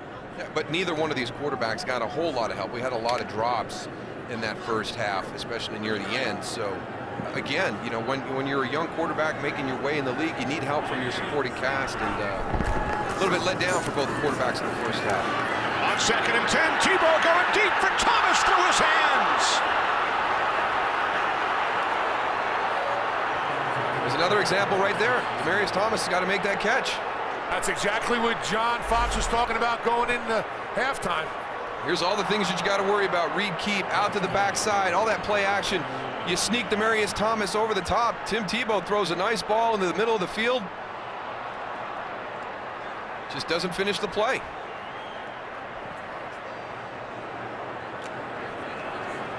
Thomas in his 2nd season out of Georgia Tech, selected 22nd overall, 3 picks before the Broncos chose Tebow. And with the play clock at 2, Broncos forced to burn an early timeout here in the second half. Couldn't get the formation set the right way. Another early timeout used here again in the second half. Through the hands of Thomas, we remain scoreless. Demaryius Thomas, 2 touchdown receptions for the Broncos last week against Minnesota. Nearly scored the first points of this game moments ago. Another missed opportunity. You only get so many in a game. So now 3rd down and 10 following the timeout for Tim Tebow and the Broncos. They must get to the Bears 45 for a first down. Tebow moving to his left. He throws, and the pass is incomplete, intended for Matt Willis. Well, they loaded up the defensive left side. There is a flag. And brought the pressure. Illegal formation offense, only 6 players on the line of scrimmage. That penalty's declined. 4th down. So Tebow now 0 for his last 10. Broncos will punt. There's that pressure from the defensive left side, and again, the one thing it does, you get to Tim Tebow, but you flush him out to his left, which is one thing they didn't want to do this afternoon. Devin Hester awaiting the punt from Colquitt. Last time these teams met back in 2007. In the 3rd quarter, Hester returned both a punt and a kickoff for a touchdown. End over end. Fair catch called for at the 19-yard line. Well, this February, NASCAR's best will converge at Daytona International Speedway for NASCAR's biggest race as defending Sprint Cup Series champion Tony Stewart and rookie Danica Patrick highlight a full field of drivers looking to take home auto racing's ultimate prize. Fox Sports is proud to bring you exclusive coverage of the Great American Race, the 54th running of the Daytona 500 on February 26th. Sun goes down here. It's a little chilly out. See our guys up on the cameras right there. Although a lot warmer than you would expect in Denver in December. Absolutely, absolutely. From the 19-yard line on first down, Khalil Bell. Bell takes it all the way out to the 32 for a gain of 13. And I think what Chicago has to do right now, just based on what we saw in the first half, I think Khalil Bell needs to be the featured back here in the second half. He's running a little bit better than Marion Barber right now. He's effective in the passing game, so I would use Marion Barber as my changeup and allow Khalil Bell to get the majority of the carries. There's Barber. New set of downs for the Bears. It's Bell again. Bell made his debut against Philadelphia back in November of 2009. On his first NFL carry, ran for 72 yards. Did not get into a game last season. Seeing extensive action today in the absence of Matt Forte. And that's a big loss. Matt Forte is such a huge part of this offense. Not only obviously the leading rusher, but also the leading receiver by a substantial margin here for the Chicago Bears. And he leads the entire league in yards from scrimmage. Second down and 8. Haney in trouble. Von Miller. Again, it's that feel in the pocket. You've got to develop that feel in the pocket as a young quarterback. Needs to come out quicker. You're going to drop back. Ball needs to come out quick. When it doesn't come out quick, the athleticism, Lance Lewis, if you're going to go down and you're going to chop Von Miller, you better make sure you get him on the ground. And 11 and a half sacks as a rookie. He won the Butkus Award last year, top linebacker in the nation. Who presented him the award in person on the Texas A&M campus? The former great Chicago Bear, Dick Butkus himself. Bears used their first timeout following the sack by Miller, who wears number 58 in tribute to one of his favorite players to watch on film, the late Derek Thomas. Yeah, I mean, here's a guy who wore number 40 his entire career, you know, in high school and then on to Texas A&M. But you know, his coach at A&M was Joe Kynes, and Joe Kynes actually coached Derek Thomas back at Alabama in the late 80s with Cornelius Bennett and Keith McCants and that great linebacker group. And he would tell Vaughn, you know, you've got that rare gift of that first step, and I haven't seen it since Derek Thomas. And actually Brian Dawkins, talking with us on Friday, mentioned the same thing. So in tribute to Derek Thomas, Von Miller, for the first time in his football career, wearing a number different than number 40, chose 58. Third down and 15 following the sack by Miller. Haney looks to take off. Chased by Williams.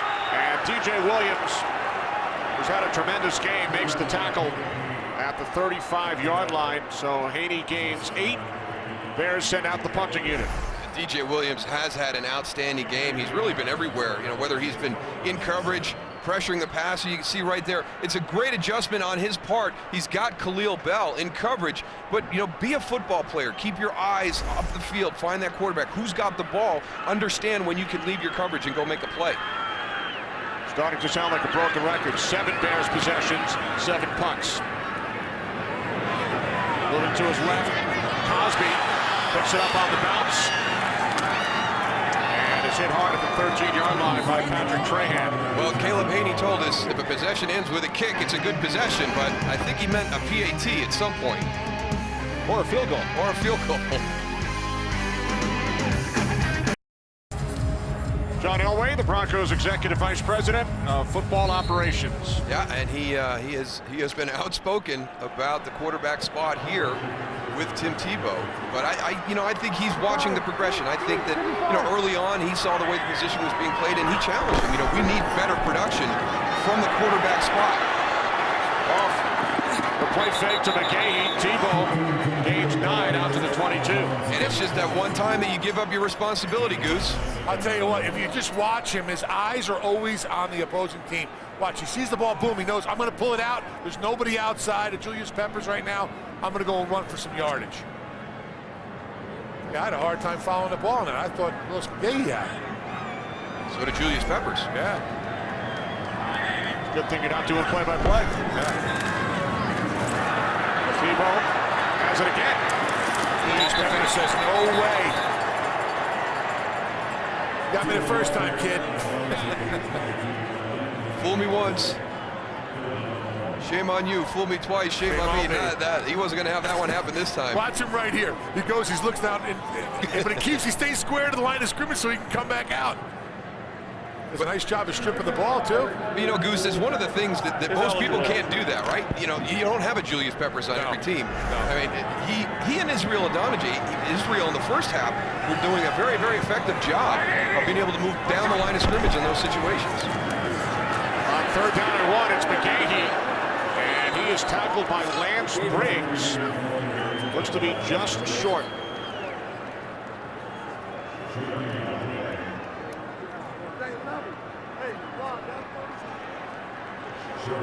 Good play by Lance Briggs right there. Boy, I mean, you get almost 9 yards on 1st down, and then you force this team to punt. That's impressive. So at the bottom of that pile, Lance Briggs goes, wraps up his legs so he can't go and stretch out to get that 1st down. So far today, Hester with 4 fair catches on punts from Colquitt. Towards the sideline, taken at the 32, and a chance to run for Hester, but he is forced back, stays on his feet. Wow. Has blockers. He is across midfield and finally tackled by Spencer Larson. We talked about it earlier, Darryl. Kicking the ball at Devin Hester. It's like playing Russian roulette. You never know when he's going to go and have that opportunity to break that 30, 40, maybe even a touchdown. Here it is right here. They've got him pinned in. I mean, this is unbelievable. Look at this. They've got 5, 6 guys right there. Now when he breaks right here, now you're just holding your breath. I tell you, Quentin Carter does a great job right there. He's out in open field, and he feathers it, plays it soft, slows him down a little bit, doesn't allow him to get that lane straight to the end zone. 26-yard return by Hester. From the Broncos 42, the handoff to Marion Barber. And Barber takes it down to the 37 for a gain of 5 on 1st down. Get coverage of every NFL game on NFL Mobile. Call ** NFL Now. We are scoreless here in Denver. There have been 514 points scored around the league this weekend, Thursday night and today. None so far in this game. I think we had a feeling of that. Bears have not scored a touchdown since the 4th quarter in Oakland 2 weeks ago.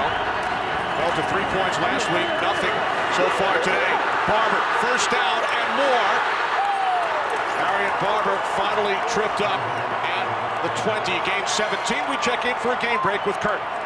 The San Francisco 49ers have already clinched the West. They're trying to get that number 2 seed locked up.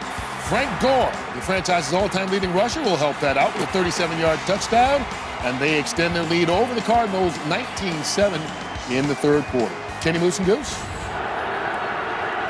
Thanks, Kurt. 49ers hoping to raise their record to 11-2. Deepest penetration today for Chicago from the 20. It's Barber. Leans forward to the 16-yard line. Gain of 4. Andre Goodman made the tackle. Brian Dawkins on the sideline. Tony talked about him being very questionable for coming back. Got that pinched nerve in the 1st half.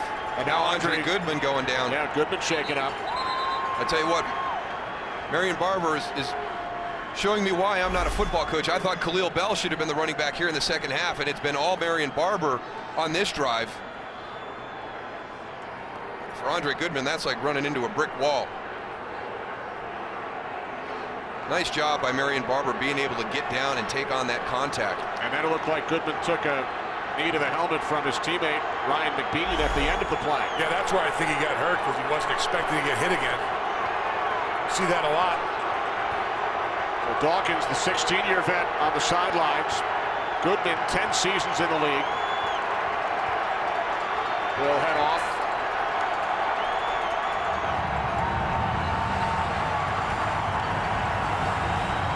Broncos with 3 of the 6 oldest starting defensive backs in the league, and 2 of them are not on the field. There's your last remaining, Champ Bailey. still playing at a very high level at this stage of his career in the secondary. Goodman replaced by Chris Harris. He's matched up with Roy Williams. Second down and 7. First trip into the red zone for the Bears today. Haney's pass is caught by Bell. And Khalil Bell takes it down to the 11-yard line, gain of 6. Talked about Champ Bailey, open field tackle, does a great job on that play. Getting the runner down. I like Caleb Haney's decision on that. You're on the boot and you come out. If the short guy is open, take him right away. Take those positive yards. Don't wait for Kellen Davis to pop open down the field because they might cover up Khalil Bell during that time. Barber in the backfield, 3rd down and 1. There's Barber. And he will pick up a Bears first down at the Broncos 9-yard line. Marcus Thomas had a shot of tackling him back in the backfield. So you're not going to go and arm tackle Marion Barber when he's going downhill. Now we're seeing the Bears play that complementary style of football, and it's all feeding off of the big punt return by Devin Hester. You come out, Marion Barber gives you a couple of big runs, and here you are, first down at the 9-yard line, 1st and goal. And that was the first 3rd down converted by the Bears today after going 0 for 11 last week. Here's Barber, cuts to his left, breaks a tackle, he's in. Touchdown, Marion Barber. All right, now this is a style of run that I didn't think Marion Barber was capable of. This is great feet. You know, I think of him as a very physical downhill runner. Watch the feet on Marion Barber on this run. There's your little jump cut. Great vision, strength to break the tackle. That is an excellent run by Marion Barber. Ran right through Raheem Moore on that play. He is not a cutback runner. No. He's not coming out the back door very often. Talk about field position after that 9-yard run by Tebow on first down. Broncos unable to pick up the first. They punted away. 25-yard return by Hester. And the Bears capitalize. Chicago with a 7-0 lead. Marion Barber, 9-yard touchdown run.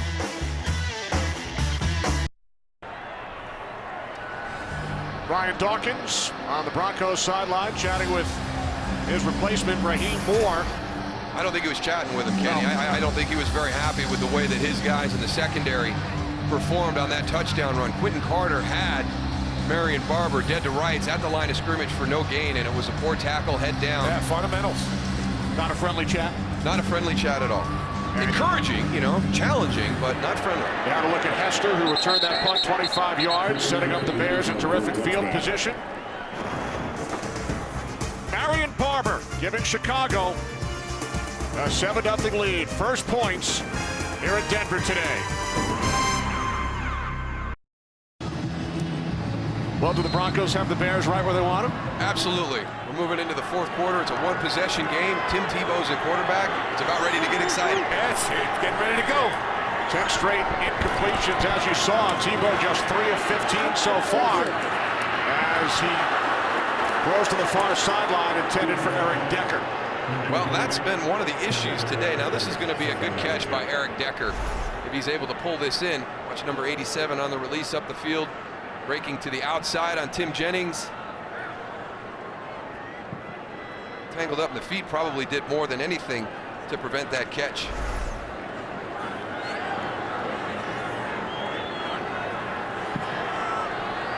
Second and 10 from the 20-yard line. Bears lead the Broncos 7-0. As McGahee runs into a wall with Matt Toina leading the way. Well, we had that last one by Eric Decker. It would have been a tough catch, but we've had some other ones today that were a little bit easier. That's one by Eric Decker early in the first half. Demaryius Thomas, the end of the first half, when maybe they were going to jump into a 2-minute hurry-up, and then right here to the opening series of the 3rd quarter, Demaryius Thomas has one go through his hands. Looked like a touchdown if he can bring that one in. Would have been an 89-yard touchdown for Thomas. Tebow down at the 26. Broncos will punt. Brian Urlacher once again in the middle of the field. Tim Tebow just can't get away from him. He sees an open space to his right-hand side. You'll see it right here. I'm going to run. But right here, watch. Ryan Urlacher. I mean, you're gonna go and shake and big a couple guys, but very rarely will you get Ryan Urlacher.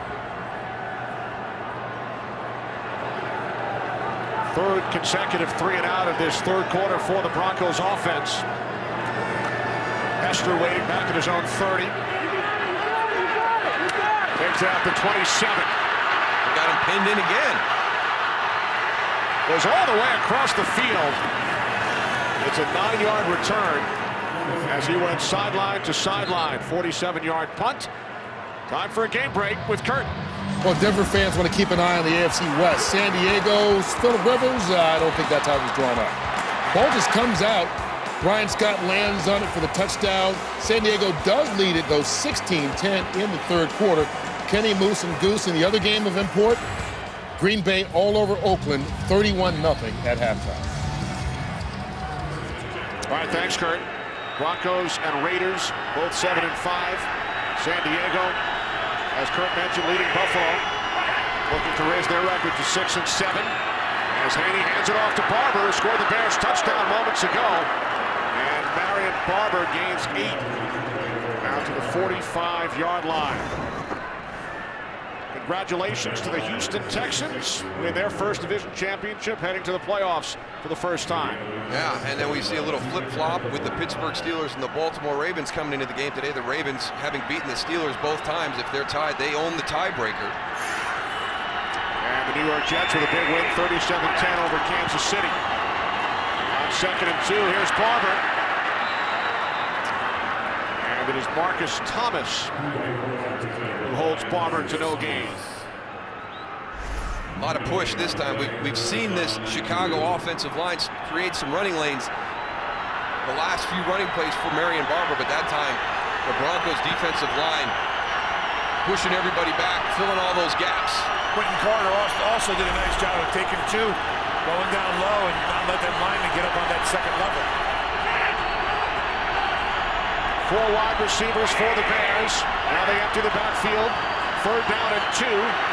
As Haney throws, and Roy Williams able to make the catch. His first reception today for 17 yards, and Williams signals first down. And here's a guy with a big drop last week on the outside. Watch this catch. And he grabbed the back half of the football on that one and pulled it in.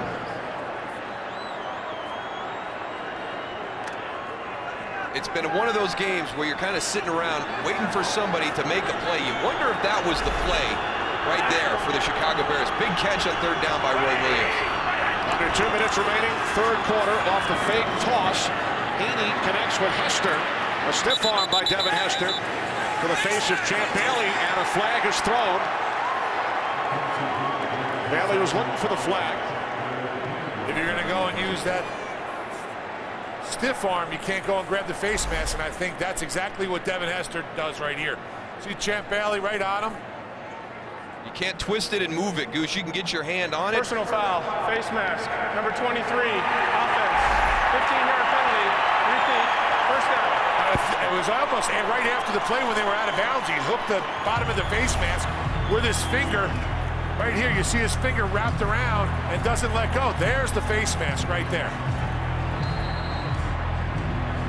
You know why that was able to happen, Goose? I mean, Champ Bailey, how many times have we seen him in run support come up and just make textbook tackles? He puts himself in such great position. You see some guys in that situation come up and just dive at the guy's legs, try to take the legs out. And he comes up and fits everybody up. Very impressed with him with his tackling today. It's the 3rd personal foul committed by the Bears, and now Haney uses Chicago's 2nd timeout.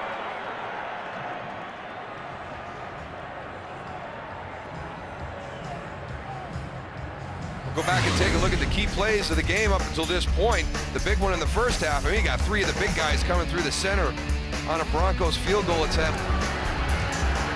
Demaryius Thomas, the opening series for the Denver Broncos here in the 3rd quarter.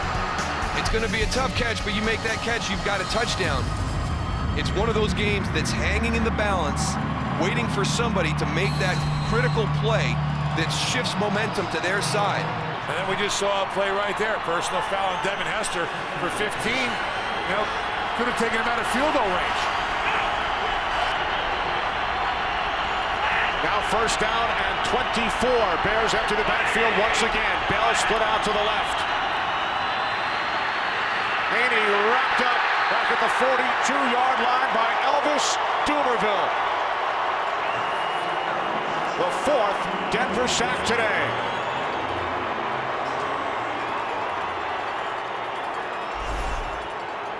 Elvis Dumervil is going to be able to take advantage of the fact that everybody gets focused on Von Miller. Now, Jamarcus Webb has gone up against some good defensive ends, but he's having some issues today with Elvis Dumervil. Dumervil 2 seasons ago led the NFL with 17 sacks. Now second down and 29.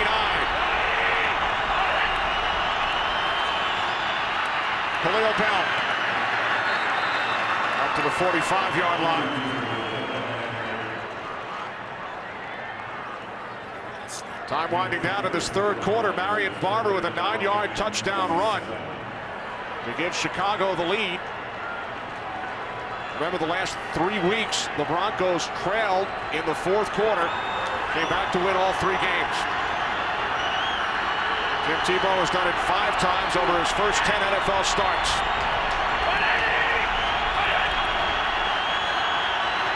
Haney on 3rd and 27. The screen to Barber. And Marion Barber down the sideline. Needing to get to the 38-yard line for a first down. And he is stopped 1 yard short on the initial spot.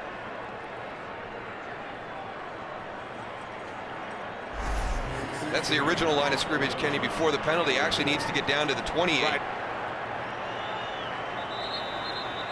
With the clock running to the end of the third quarter. So Barber knocked out 11 yards shy.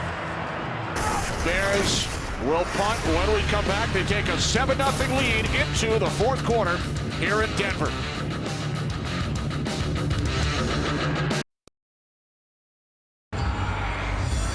As we start the fourth quarter, Lovie Smith does not send out the punting unit. It is Robbie Gould who will attempt a 57-yard field goal. This has been a game of field position so far. A little surprising. You get a 58-yarder during pregame warmups. His career long is 54 from the left hash. Robbie Gould from 57 yards out. The kick is good. And that is a new Chicago Bears franchise record. A 57-yard field goal by Robbie Gould on the first play of the fourth quarter. 10-0 Chicago. Today's game is sponsored by Nissan. Innovation for today, innovation for tomorrow, innovation for all. By Nationwide Insurance. Nationwide is on your side. And by Sprint. All football, no limits. Only from Sprint. Bears now lead the Broncos 10-0 here in Denver. Bears, Darryl, played their first game in 1920. That was the longest field goal in franchise history. Kevin Butler hit a 55-yarder twice. Bob Thomas as well back in 1975 here in Denver. Robbie Gould from 57 yards out. He had some more yards after that, Kenny. That was going to be good from a long ways out. That would have been good from about 65. He hit the net.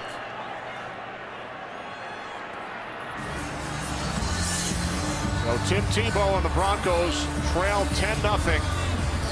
It has been well documented. The fourth quarter comebacks by Denver each of the last 3 weeks. 5 times in Tebow's 10 career starts.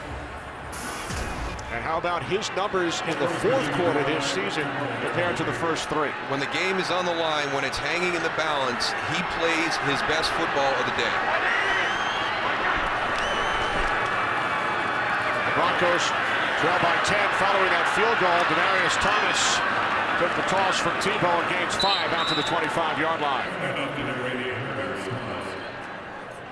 Very impressed by the Chicago defense this afternoon. They have done a great job. They have a lot of different things thrown at them. They've done a good job of just slowing down the power running game of the Denver Broncos. But when we have seen some kind of trick play or a gadget play in the run game, they have been really good with their assignments.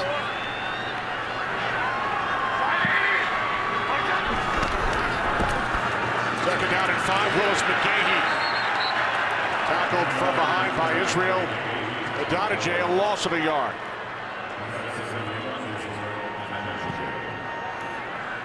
You give this group a 10-point lead in the fourth quarter. This is going to be a tough challenge for Tim Tebow and this Broncos offense. Tim Tebow, who has completed only 3 passes today, he is 0 for his last 11. He's been plagued by some drops, but just 3 for 16, 45 yards and a pick.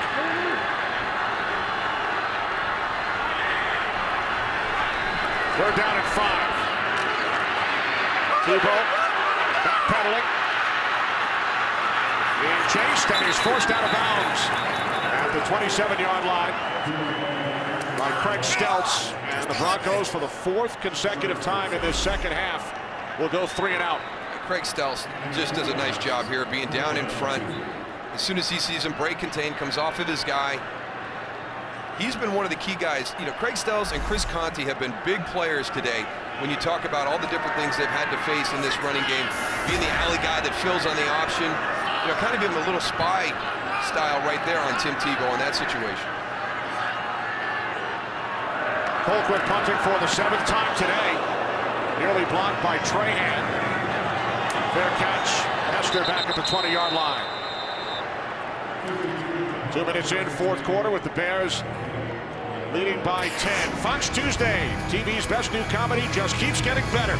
The smash hit New Girl, starring Zoe Deschanel, has its first Christmas together, and Jess is going to receive the biggest surprise of the season. Don't miss the comedy being hailed as the critics' new crush. Catch an auto episode of New Girl this Tuesday after Glee on Fox.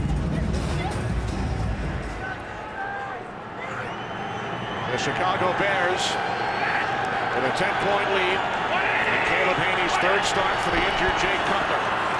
Haney hands it off to Marion Barber, takes it out to the 26-yard line, gain of 5. Joe Mays on the tackle. And Marion Barber has been a difference maker here in the second half. And I felt that maybe Khalil Bell was the better option here. He had played well in the first half. You saw him in the passing game, had some good runs, but Marion Barber has come out here in the second half and really just been very impressive running the football for the Bears. Barber with 94 yards on the ground, averaging over 5 yards per carry. This time he looks to spin away from Broderick Bunkley, and then he is forced back by Von Miller. There's your penetration, Goose, that shuts down those running plays. Broderick Bunkley gets into the backfield really quickly. Number 77, I think he's right here. Yeah, a little sidestep right there. Marion Barber almost breaks away again, but... Well, he was going to break a tackle. Von Miller goes and wraps him up right there with the one hand, gets him down to the ground. Tell you what, Von Miller's got one heck of a motor on him. He does not stop. Now 3rd down and 10 for Chicago. They must get to the 31 for a first down, and they cannot, as that pass from Haney was high. He was looking for Barber. Oh, did he just miss a huge play? Caleb Haney has Marion Barber. He is completely dropped in coverage. I mean, he's still running right now if Caleb Haney gets him the football. All he had to do is just get it right over the line of scrimmage and put a little bit too much on it. Misjudged that totally. Well, you know, backpedal a little bit more, step up, do something, but give yourself some time to let Marion Barber come into the middle of the field. Oh, that was going to be a huge play. Instead, it's Podlish punting from his own 10-yard line. Good kick. Cosby waiting. Takes it at the 24. Up the sideline. 12-yard return out to the 36. Sam Hurd made the tackle. 55-yard punt. Tim Tebow and the Broncos trailing the Bears here in the fourth quarter. 10-0.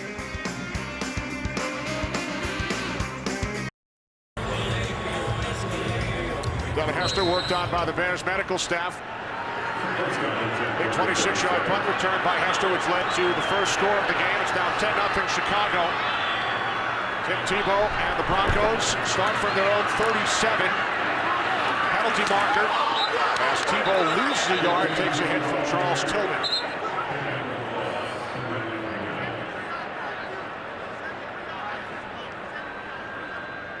Holding, number 73, offense, 10-yard penalty, repeat first down. You know, they go with that empty backfield, Darryl, and they try to run the quarterback draw. But the Bears, they didn't just rush 4 guys. They had 5 guys on the line of scrimmage, and they were coming. And you see Brian Urlacher right behind there. I mean, he is right on Tim Tebow, and wherever he goes on the field, he is making sure he doesn't have a big play. And goes the right guard, Chris Cooper, was flagged. Now first down and 20. Tebow 0 for his last 11. Took a hit from DJ Moore as he completes the pass to Demaryius Thomas. And for Tim Tebow, his first completion since the first quarter. Well, he stood in the pocket here. He doesn't see DJ Moore coming off the slot. It's his blind side. Maybe not so much the hit from DJ Moore, but as he falls into his own player. 14-yard completion. His last completion came with over 4 minutes remaining in the first. Empty backfield for the Broncos, who trail by 10. Second down and 6. Tebow's pass to the 49-yard line is caught by Thomas for a Denver first down. So Tebow, after the 0 for 11, has hit on his last 2 pass attempts. And he has led 5 fourth-quarter comebacks, fourth quarter or overtime this season. A look at the scores. The open game was tied. Denver trailed in the other 4, came back to win.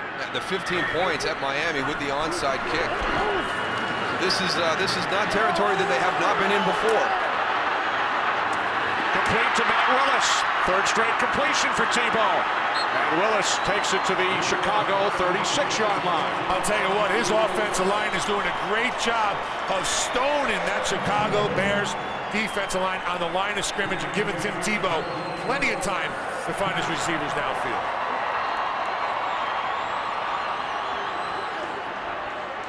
First and 10 from the Bears 36. Tebow has hit on his last 3 pass attempts.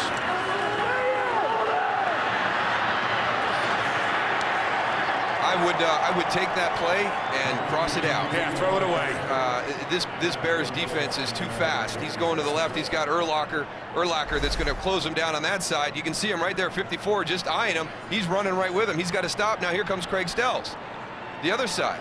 They're disciplined. They're fast. That play is not going to work. Loss of 2.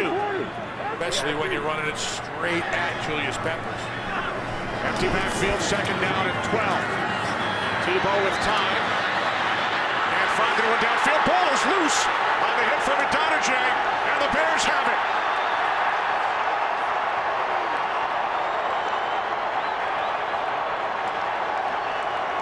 Stelz and Idonije with the pressure.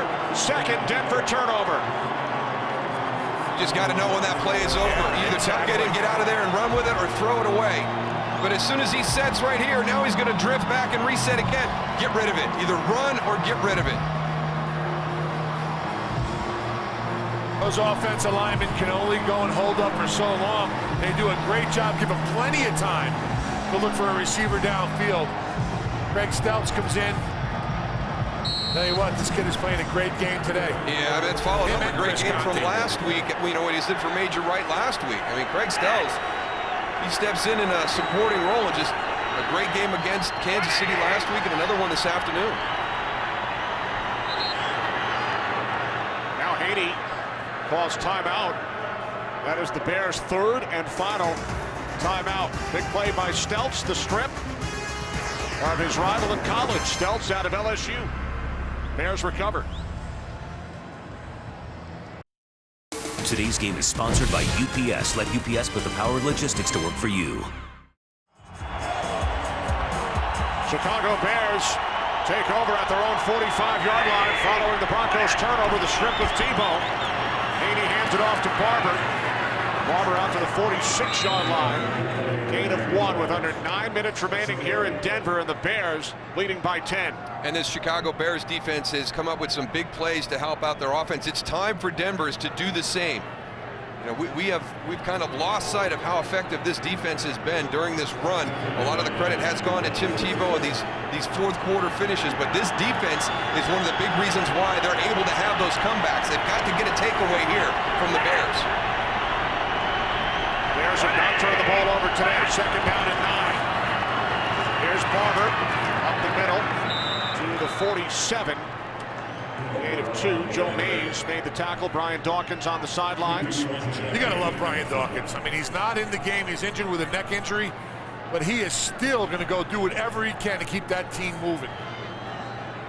Every team had one of them, huh, Darryl? You know what? I think Philadelphia thought that he was not going to be able to play at the level he's playing at out here in Denver, and they have been searching for Brian Dawkins' replacement for years. Dawkins' third season with the Broncos after 13 years as an Eagle. Third down and 7. Bears keep it on the ground with Barber, and he runs right into the arms of Robert Ayers. So the Bears will punt it back midway through this fourth quarter. I know you've got a thought process in these situations, Tony, but does it change at all when you've got Tim Tebow and this Denver offense having done what they've done in 5 games this season? That was a pretty conservative series of plays. Real right conservative. You know, at some point you got to say, listen, we got to go and take a shot. You know, put it in Haney's hands a little bit to get us a first down. You know, 3 runs right there, and now just punt the ball and play defense. When you have a defense like the Chicago Bears, you can make those decisions. End over end kick.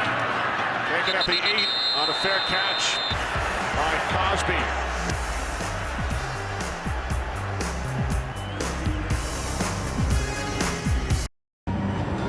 Under 7 minutes remaining here in Denver. The Broncos have scored in 305 consecutive games, second longest streak in NFL history, and they have never been shut out at home. They trail the Bears 10-0. Start from their own 7-yard line.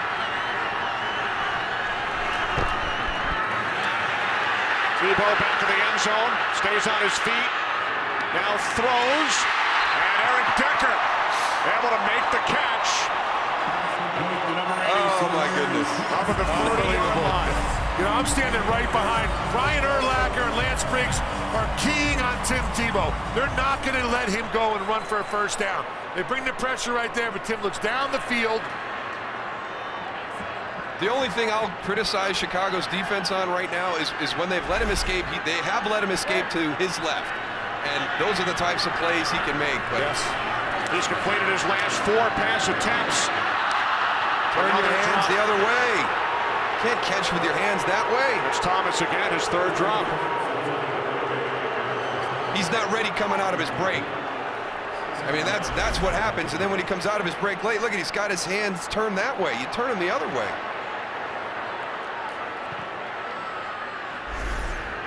You're not fielding a ground ball. You're not going to get many opportunities with Tim Tebow, but you got to make those catches, and that's one thing that they haven't been doing today. That's their 4th drop. 3 of the 4 committed by Thomas. 2nd and 10. Check it down. Got Jeremiah Johnson wide open off to your left. In this situation, check it down. Let him get some positive yards after the catch. Keep your eye on 37 as he comes through. He's going to pop wide open to Tim Tebow's right. Nobody picks him up in coverage right now. I thought he was checking it down to him right there.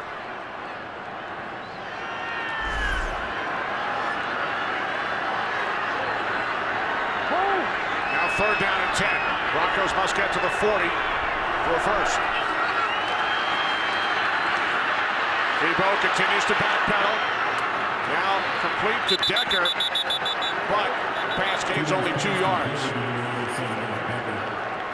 Up front, the Bears ran a nice little stunt right there. Still not got pressure with 4 guys, though. Tim Tebow's had a lot of time in that backfield. Yeah, but the Bears will let him just continue to drift back. I mean, he's got to learn. He's either got to break and get out to his left, or he's got to step up. I mean, you cannot continue to just drift backwards.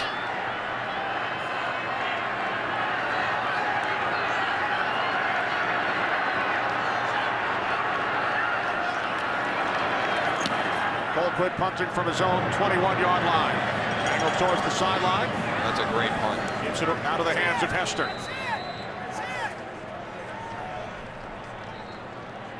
5:41 remaining with the Bears leading by 10 on Friday, January 6th. It's one of the most anticipated bowl games of the season. 8th-ranked Kansas State takes on number 6 Arkansas in the only Big 12 SEC showdown. Our exclusive coverage of the 76th Cotton Bowl Classic live from Cowboys Stadium. Begins at 8 Eastern, 5 Pacific, January 6th in high definition on Fox. 10-2 versus 10-2. You look at Arkansas, their 2 losses, LSU and Alabama playing for the national championship. And then for Kansas State, Oklahoma State and Oklahoma, the co-champions of the Big 12. So it's going to be a great matchup in the Cotton Bowl. It'll be a great night. From the 17-yard line, Khalil Bell. Marcus Thomas does a nice job of going and penetrating Darrell, getting in the backfield and making the tackle this time. Timeout. Goose is taken by the Broncos. They have 1 remaining. The big thing today, though, is that the Chicago Bears defense has taken the ball away. They've given this offense an opportunity. Devin Hester with some punt returns, the special teams, the blocked field goal by Julius Peppers. The other complementary parts of this team have really come up big today. There's Charles Tillman in the first half with a very athletic interception on the sideline. And then the last series when Tim Tebow had started to move the Broncos into scoring position, Craig Stells knocks the ball loose, but Brian Urlacher and his group have done a nice job today. You always talk about the takeaways when you talk about the Chicago Bears defense, and that has really been the difference this afternoon. Second down at 11. It's Bell. He gains a yard with 5.5 remaining. We check in on the 49ers and Cardinals with Kurt. 49ers trying to hold off New Orleans for the number 2 seed, but Arizona trying to get the upset. This is John Skelton to Andre Roberts, 3-yard score, and the Cardinals are on top in the 4th quarter, 21-19. Kenny Moose and Goose, I know you had that in preseason, that Skelton to Roberts connection, right? In my fantasy league, Kurt, I had it all covered, all different ways. And the Cardinals, should they beat the 49ers, would go to 6 wins. Broncos, by the way, use their final timeout. The Bears at 7-5. They already know that the other 2 7-5 teams heading into play today have already won, Detroit and Atlanta. Then there's a big game tonight, Dallas versus the New York Giants with 7-5 and 6-6. 3rd down and 10, and the Bears keep it on the ground on 3rd down once again. Khalil Bell out to the 24-yard line, stopped 3 yards short, so the Bears will punt it away and give it right back to the Broncos. They're just trying to run this clock down. There's 2 drives in a row that we've seen, just running play. And, they're not trying to get they are trying to get the first down, but they're just trying to go, pin them back, let their defense come out here and let their defense win this game. Well, they forced them to burn all their timeouts, Goose. And, Adam Podlesh has been doing a good job here punting the ball. This will be his 10th punt today.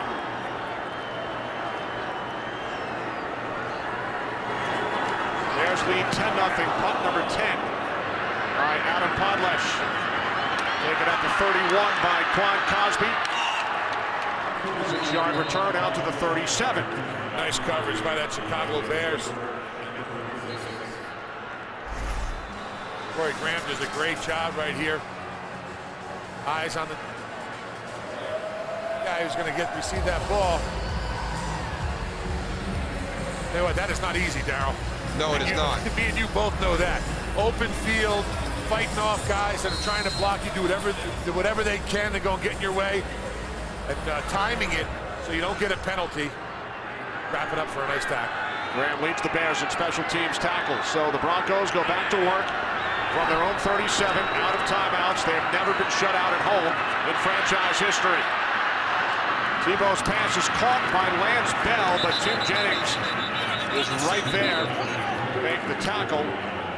Gain of 7 out to the 44. Make the tackle and keep that clock running. He doesn't allow Lance to get out of bounds and stop the clock.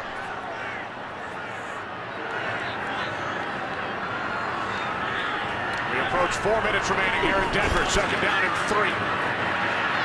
Tebow once again complete to Ball for a Broncos first down in Bears territory. You might be wondering, Tim Tebow is looking downfield trying to get that big play.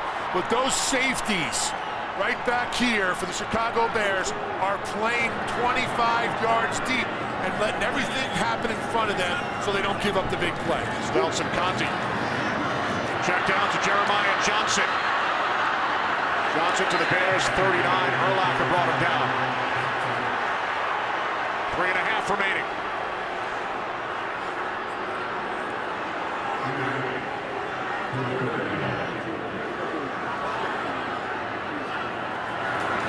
39. Tebow complete to Johnson once again. Tillman forced it out, so the clock stops with 3:11 remaining. Another Broncos first down. It's a nice effort there. I mean, it's something small in this game, but the ability to stop this clock, don't go down on first contact, be able to fight, keep your momentum going down the field and get out of bounds.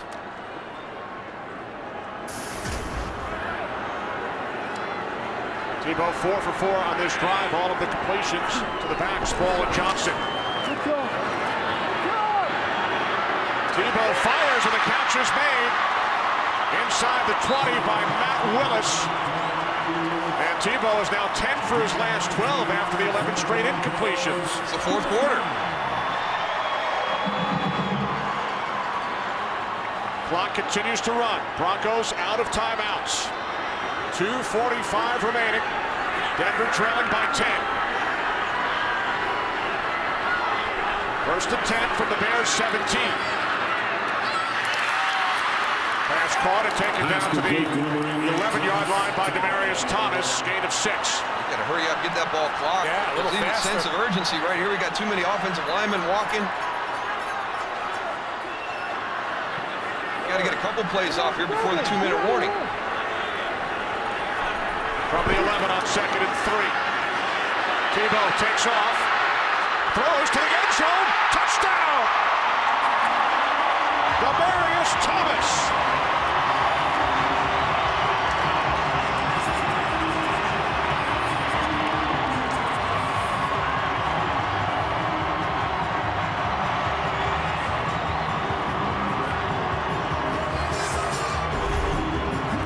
Not just a runner when he steps up. Watch his eyes down the field the whole time. And some guys are just going to tuck this and take off. Great presence of where the line of scrimmage is, not crossing that. And with your eyes down the field, the opportunity to find Demaryius Thomas uncovered in the back of the end zone. Oh, when you have a quarterback scrambling like that on defense, they tell you, play just like you're playing basketball, find your guy and stay with him. That's not what the Chicago Bears did. Prater adds the extra point. So with 2:08 remaining, Tebow with an 11-yard touchdown pass to Thomas. Broncos pulled to within 3. And how big was that decision by Lovie Smith to go for the 57-yard field goal? Robbie Gould hit it for a franchise record, which made this a 10-point game at that point. Well, Tony had told us that there were 58 pre-game, so you go and tell your coach what your distances are. So at 57, you take that shot with the 7-point lead. You roll the dice a little bit. It was a big field possession game at that point. But now, what do you do now? If you've got the 2-minute warning coming up, it's only a field goal. You've got Matt Prater on your team. He's got a big leg. Do you kick it away and play defense, or do you onside kick it here? I mean, this is going to be interesting to see what the decision. I wouldn't be surprised to see the Denver Broncos kick it away, knowing that they're up here at Mile High, air's a little bit thinner, ball's going to travel a little bit further, and you go down, you play great defense, you get an opportunity for a long field goal to tie this. Yeah, because the Chicago Bears have not been really, doing a great job of getting first downs. They've been running the ball, trying to run the clock out, and it's sort of going against them right now. But the problem is the Broncos do not have any timeouts. So I wouldn't be clock will surprised. stop at the 2-minute mark. That's about all they got. There's one, so I wouldn't be surprised to see an onside kick. And really, the really crazy run here with these comebacks started in Miami, down 15 in the 4th, and it was an onside kick recovery that allowed them to win that game. Wow, with the way they're lining up right now, that center of the field is wide open. And the laces are pointing straight down the field. He doesn't have that ball turned one side or the other.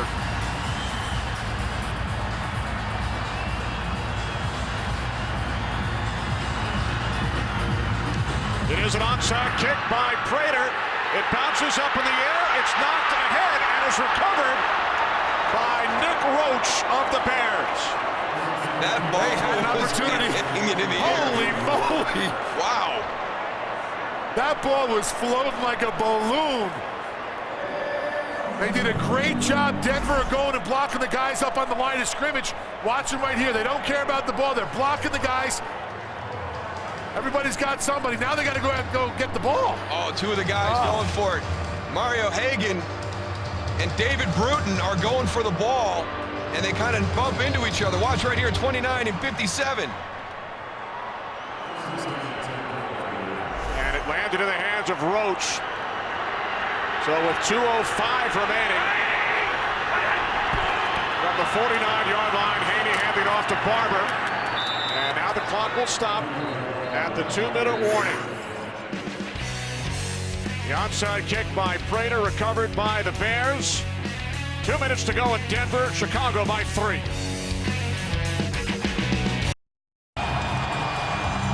What a job by the Bears defense today. Yeah, barring a turnover right now, I don't think Denver can get the ball back. If they have a run here that goes beyond 5 to 6 seconds. Here's Barber. Stay in bounds. Oh! Wow! What a mistake. A huge mistake by Marion Barber, stopping the clock. The Bears would have been able to run the clock all the way down with 2 plays, the 40-second clock in between both. And they would have been able to let the clock run down prior to the punt, but Barber goes out of bounds, stopping the clock with 1:55. It is now 3rd down and 5.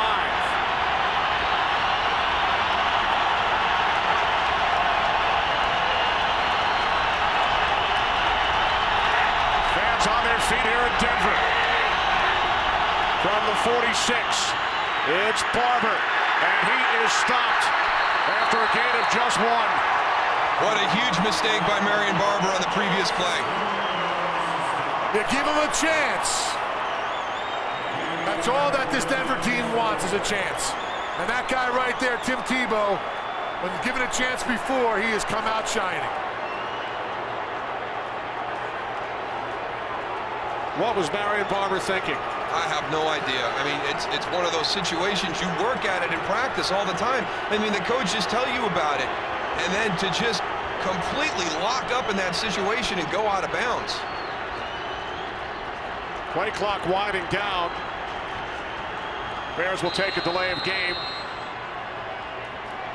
Broncos will get the ball back. They scored a touchdown on their last possession as Tim Tebow went 7 for 7 for 63 yards, including the touchdown pass to Demaryius Thomas. And remember now, we only need a field goal to get this thing tied.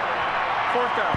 Matt Prater has got a big leg. He was dead on 70. last week. He hit a 70-yarder in warm-ups. And it went through, and he still had a little bit more leg there. That's not what he needs. Julius Peppers coming up the middle, though. He's got to get it over those big mitts. Podlesh punting for the 11th time today. They have overloaded this side.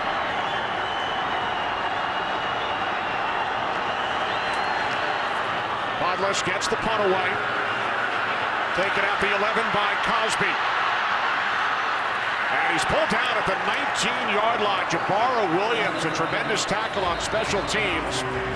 So Tim Tebow, 7 for 7 on the last drive, will get another opportunity with his Broncos trailing by 3. No timeouts, 56 seconds remaining after the huge mistake by Marion Barber running out of bounds. I'll give Quan Cosby a little bit of credit right there, too. When you're going for a punt block, most of the times you're going to fair catch that ball. That would put him back a little bit farther. A nice aggressive job catching it. For some reason, Darryl, I knew it was going to come down to this kind of scenario. Here we go. Tebow on 1st and 10 from the 19. Tebow throws across the field to Decker. He will try and get out of bounds, and he does.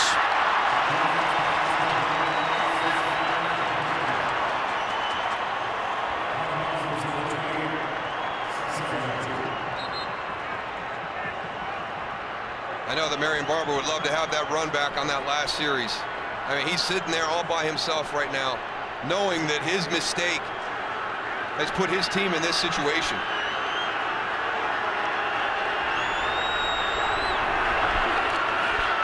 On 2nd and 2, Tebow to Lance Ball. Under 40 seconds remaining. Chicago's going to give you everything into the middle of the field. They're going to rally up and tackle you and make you burn that time. Tebow will clock it. 30 seconds remaining. Matt Prater, as Goose mentioned, hit from 70 during warm-ups. His career-long in an actual game is 59 against the Jets last season. And if you watch this ball, it doesn't come close to that crossbar, he gets it by at least 3 or 4 yards. So 71, 72. Broncos without a timeout. 2nd and 10. 30 seconds on the clock.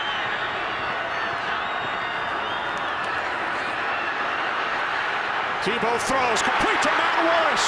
And Willis out of bounds at the Chicago 41-yard line. Well, here's another huge mistake by the Chicago Bears. You're going to allow people in the middle of the field to catch the ball because they can't get out. Look at the cushion on the outside by Tim Jennings. And then he runs deep. You got 3 guys going deep with Eric Decker. You forget about Matt Willis. Man, you got to give your defensive lineman at least a little bit of time to try and get to him. Right now, from this spot, a field goal attempt would be 58, 59 yards. 23 seconds remaining. Tebow's pass is incomplete. No flags. Tim Jennings on the coverage. Thomas, the intended receiver. Oh, that was close right there. Yeah, I thought Tim might have gotten there a little bit early. Yeah. Let's take a look at it right here. Yeah. Yeah. I think he's there a little bit early. Not through the back, but he makes contact. I think because he had his hands up in the air, Tony, instead of coming through over the shoulder, he might have gotten away with that one. Now 18 seconds remaining. 2nd and 10 from the Bears 41. Good decision by Tim Tebow right there. You can't take the sack, but you also don't want to put your running back in a position where he's got a catchable ball. Because just instinctively, you're going to catch that. And if he does, I think that the game is over right there. He's not going to get to the sideline. Understand the situation. Allow your kicker to at least have the opportunity to tie this game. You cannot have a negative play in this situation. And they were very close on that last play to having one. That's exactly what he has to do in this series. If he doesn't have it, get rid of the ball. He must throw to the sidelines in order to get the field goal unit out on 4th down. Moving to his left. Just run it. Out of bounds at the 40. So here comes Matt Prater and the field goal unit out to attempt a 58-yard field goal to tie this game. Well, they blocked one already, and that was only a 29-yarder. This one's going to have a lower trajectory because of the distance. That middle of that. And there's Julius Peppers lining up right over the football right now. You know it. Career long, 59. This will be a 59-yard attempt. Colquitt will place it down from the left hash with the Bears leading by 3. Prater from 59 yards out for the tie. The kick is good. Wow. Unbelievable. Unbelievable. Lovie Smith is on the sideline of the Chicago Bears. He cannot believe what just happened.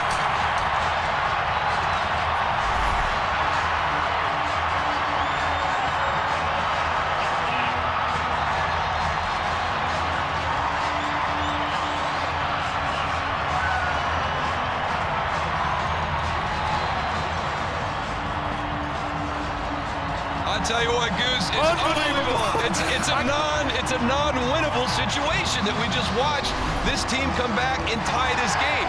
And again, we talked with Lovie Smith yesterday, and he talked about like negative chain of events during the course of this 2-game losing streak. He went back to the Oakland game and talked about the chance for points at the end of the first half when they had the big interception that Oakland got points from. The Hail Mary last week against Kansas City. You've got this game won. Denver's not even going to get the ball back if Marion Barber stays inbounds. I mean, it's just amazing how things happen.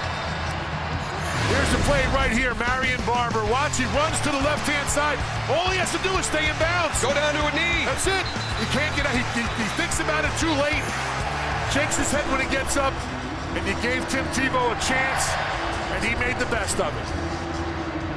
Incredible. The Broncos scored 10 points in the last 2 minutes, 5 seconds. How about this, guys? Tebow in the fourth quarter, 15 of 20 for 163 yards. I don't even know what to say. I don't know what to say. It can't continue to happen. How does it continue to happen? 3 seconds remaining as Prater kicks it off. Hester from 8 yards deep takes it out. Why not? And we are headed for overtime in Denver. Tim Tebow leads yet another fourth quarter Denver Broncos comeback. They trailed by 10 with just over 2 minutes remaining. Scored a touchdown with 2:08 on the clock with no timeouts remaining. The onside kick was unsuccessful. Bears would have been able to run out the clock following the 2-minute warning, but Barber went out of bounds. Broncos got the ball back, and Matt Prater kicks a 59-yard field goal to tie this game. I'll tell you what, the Chicago Bears are stunned. I'm looking at their sideline. They can't believe what just would happen. You know what? And how important is that going to be to get rid of that feeling as you go into overtime? Oh, man, I'll tell you. Denver's they're riding high right now. Period up to 15 minutes. Each team gets 2 timeouts. All of the challenge will be handled in the booth. The first team that scores wins. If neither team scores, the game ends in a tie. Chicago gets to call the toss. Heads, tails. You want tails? It is tails. Take the ball. Chicago gets the ball first. This end of the field. John Fox said, Tim Tebow is a football player. The definition, competitive greatness. What an example we just had at the end of this game.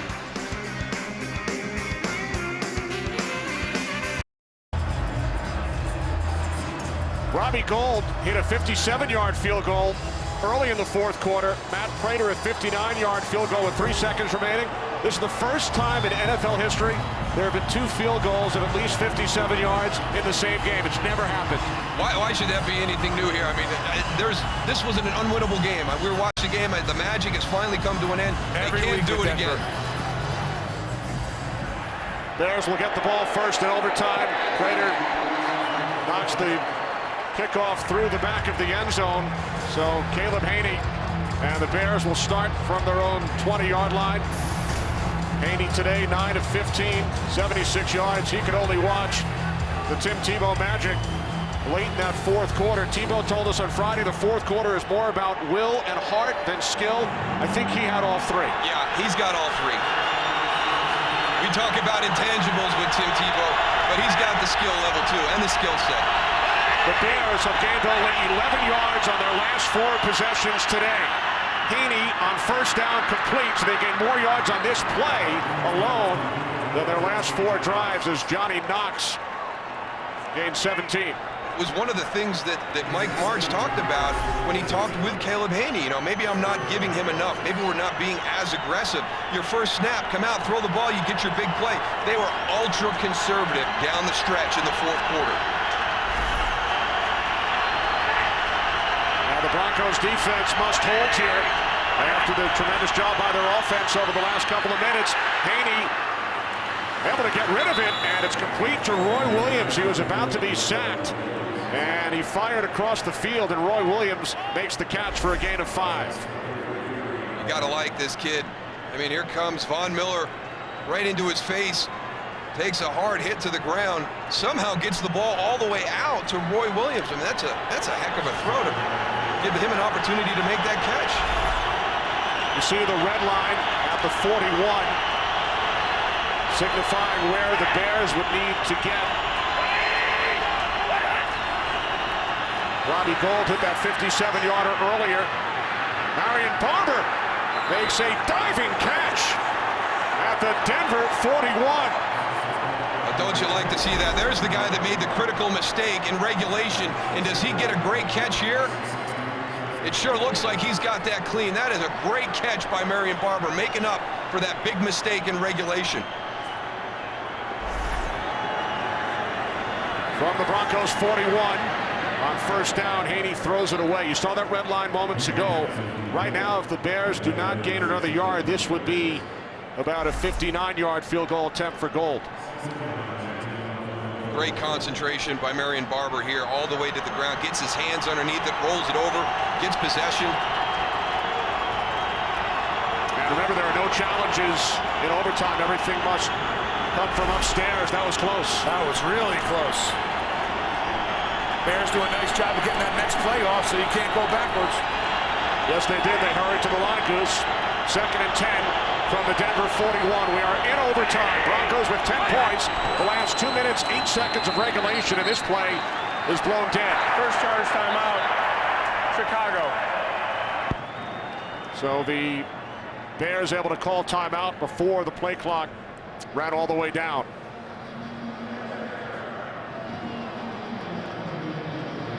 Robbie Gould hit from 57 yards out earlier to give the Bears a 10-0 lead. Broncos came back with 10 points late. Here's a look at the Bears' franchise record 57-yard field goal on the first play of the fourth quarter. With a 7-0 lead, you saw the distance it cleared the crossbar. Robbie Gould with probably an extra 8 to 10 yards on that kick. It was going the other direction. But the good news is Matt Prater hit his from 59 going this way. Will Tim Tebow get another chance? 15 of 20 in the fourth quarter, 163 yards and a touchdown. On 2nd and 10, Marion Barber. Hard to bring him down. He gains 3 to the Denver 38. I'm impressed by this Bears offense right now because they had to be so flat after watching the Denver Broncos come back and tie this game in regulation. They get the ball back first in overtime. And a team that had been very conservative down the stretch in the fourth quarter comes out much more aggressive. They've had guys step up and make plays. Field goal attempt from this spot would be 56. 3rd down and 7. Barber breaks free, lost the football. Barber fumbles. And it is recovered by the Broncos. Elvis Dumervil with the recovery. I don't know, Darryl. The chain of events that have happened in the last few minutes have been unbelievable. I thought Marion Barber was about to break this one free. I thought he was going to go for 6.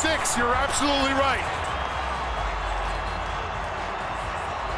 Ball comes out. Denver recovers. We didn't think Tim Tebow was going to go and have an opportunity. Wesley Woodyard with the fumble. Woodyard the strip, Dumervil the recovery. First Chicago turnover today. It comes in overtime. I feel my heart breaks for Marion Barber. From the 34, Tebow on 1st down throws it out of bounds in the vicinity of Matt Willis.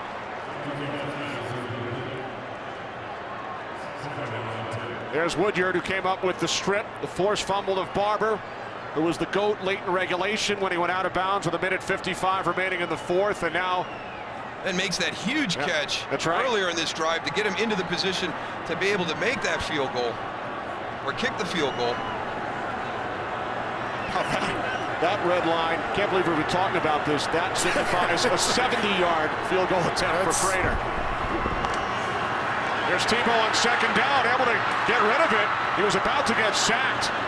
So Tebow making something out of nothing, taken out to the 36-yard line for a gain of 2 by McGahee. It looks like he's going to get sacked right here. He's in the grasp. Shuffle passes it up front, right to McGahee. That came loose on Willis McGahee, I think, too, on the first contact. 3rd down and 8. Tebow fires, and the pass is caught by Demaryius Thomas for a Broncos first down. And here's a guy who had critical drops all afternoon, runs a great route, makes a nice catch. I mean, somebody's just got to tell Tim Tebow in the 1st, 2nd, and 3rd quarter, it's actually the 4th quarter. Yeah, that's it. Tebow was 3 for 16 over the first 3 quarters. 3 for 16. 15 for 20 in the fourth. Now in overtime. Tebow goes down back at the 44. Stephen Pyatt for a loss of 2.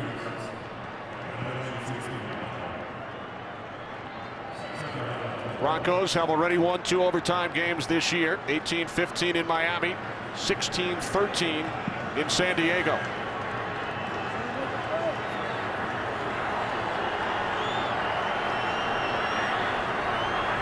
Second down and 12. Tebow to the outside, and it is caught by Thomas for another Denver first down. A 16-yard pass play to the Chicago 40. It's just amazing that it's all coming together. It's not just Tim Tebow, it's the other people around him too. We've seen Demaryius Thomas drop balls 3 times this afternoon. Look at this catch. Not when it counts, though. They're in field goal range right here. Thomas with 7 receptions, 78 yards. From the Bears 40, inside handoff to McGahee, and he is tackled by Urlacher after a gain of 1. Don't get conservative now. That you don't want to line up for a real long field goal. You've got to stay aggressive with your play calling. Yeah, because if you do miss it, the other team has a pretty good kicker also, so they don't have to get very far for him to be in field goal range. We have seen 57 and 59-yard field goals today. Tied at 10. 10-10 remaining in overtime. From the 39 on second down. Tebow takes off. He's to the 34-yard line before he's tackled by Corey Wooten. Tebow gains 5.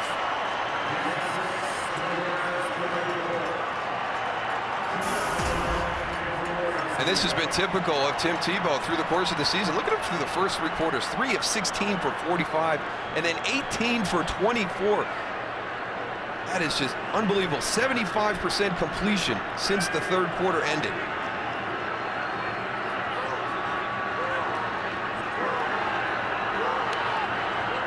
Third down and 4 from the 34.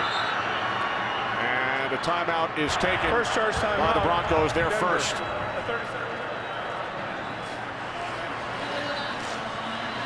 It's been a tough afternoon for Marion Barber. And really, the Chicago Bears didn't have, Denver's not going to get the ball back. You needed a run of like 5 seconds and it would have iced the clock. Marion Barber goes out of bounds and stops it after making a great catch and getting the Chicago Bears in field goal range. The fumble caused by Wesley Woodyard. The first drive of overtime. But again, Lovey talked to us about the negative chain of events that have happened over the last 2 weeks, and that's awesome right there by Caleb Haney. He's been under the gun the last 2 weeks with everybody criticizing him and how he's playing the quarterback spot, and he's over there. He knows exactly how Marion Barber feels at this situation, but the Chicago defense allows Denver to score with 2:08 remaining in the fourth quarter. If they can play defense and force them to the 2-minute warning or inside, that starts that negative chain of events. Then you have the Marion Barber decision. You have a pass where they blew a coverage and allowed a 16-yard completion and to get out of bounds and stop the clock. Tebow on 3rd and 4 will gain a yard down to the 33. So here comes Matt Prater, who hit a game-winning field goal in overtime in Minnesota last Sunday from 23 yards out. He hit from 59 to send this game into overtime, and this will be a 51-yard attempt.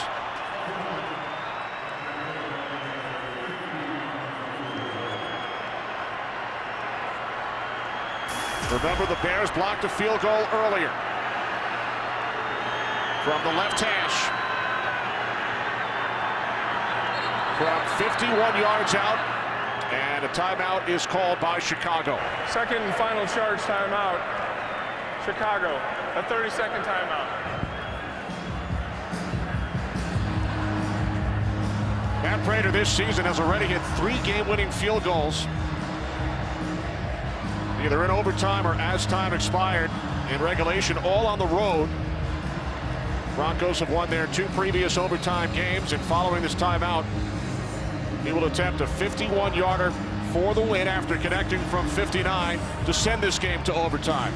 The last 3 games that we have done, we have been treated to some great special teams play. The specialists we've had over the last 3 weeks and the games that we've covered, just been amazing, the performance of these guys, and today is another one. Robbie Gould, Matt Prater today with their kicks, clutch kicks. It's been fantastic to watch. Lonnie Paxton will snap it. Britton Colquitt will place it down from the left hash. Matt Prater from 51 yards out for the win. The kick is good.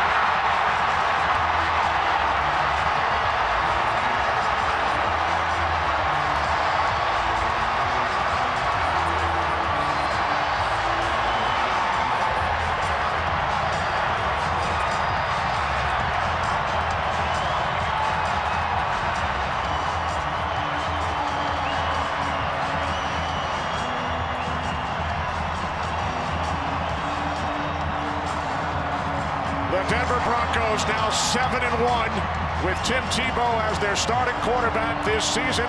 Yet another fourth quarter comeback. I tell you, if you're not a believer coming into this game, you have to be now. And this is spread throughout the entire locker room. The defense believes in what Tim Tebow does.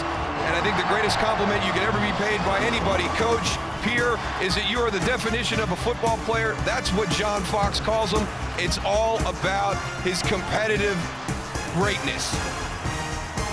We will return to Denver after these messages.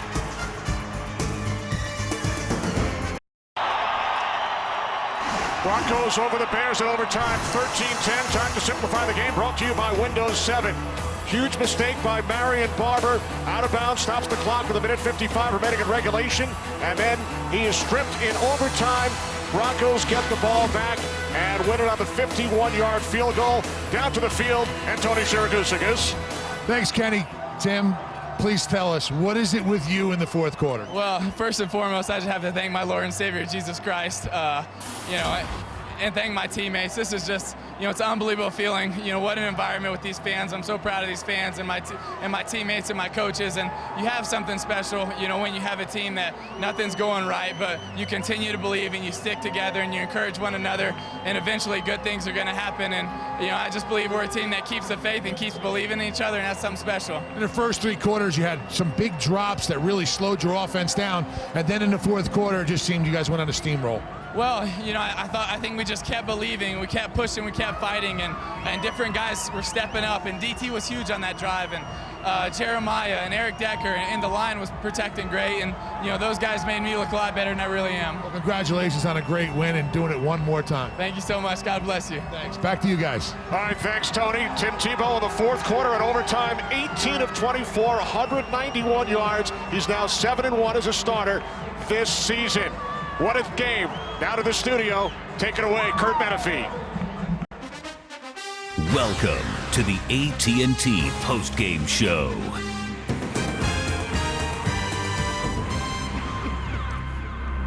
Let's just say, folks, we are as amazed as you are. It's unbelievable. I don't know if words can describe it right now.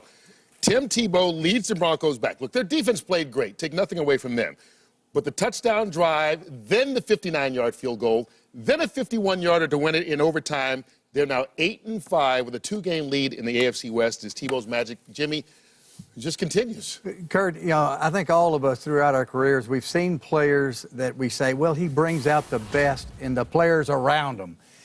Tim Tebow is the best I have ever seen at bringing out the best of all the players around him. His teammates are on another level when he's on the field. He's unbelievable. I mean, I don't know. I said I'm speaking in tongues if the guy wins the game. There you go. I had to give it to you. Amazing performance. And I know a lot of people say, well, it's not just Tim Tebow, and it's not just Tim Tebow. But I think his spirit of belief in that they're going to win bleeds into everyone else. Another guy, last week they had, 46 yards in the first half. This week, 3 for 13 in the first half.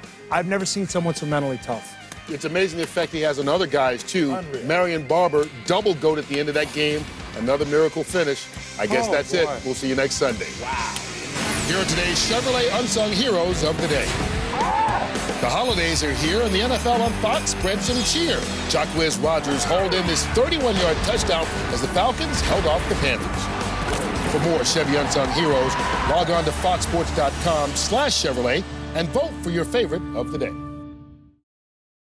Fox Sports thanks you for watching this presentation of the National Football League. The NFL is online at www.nfl.com.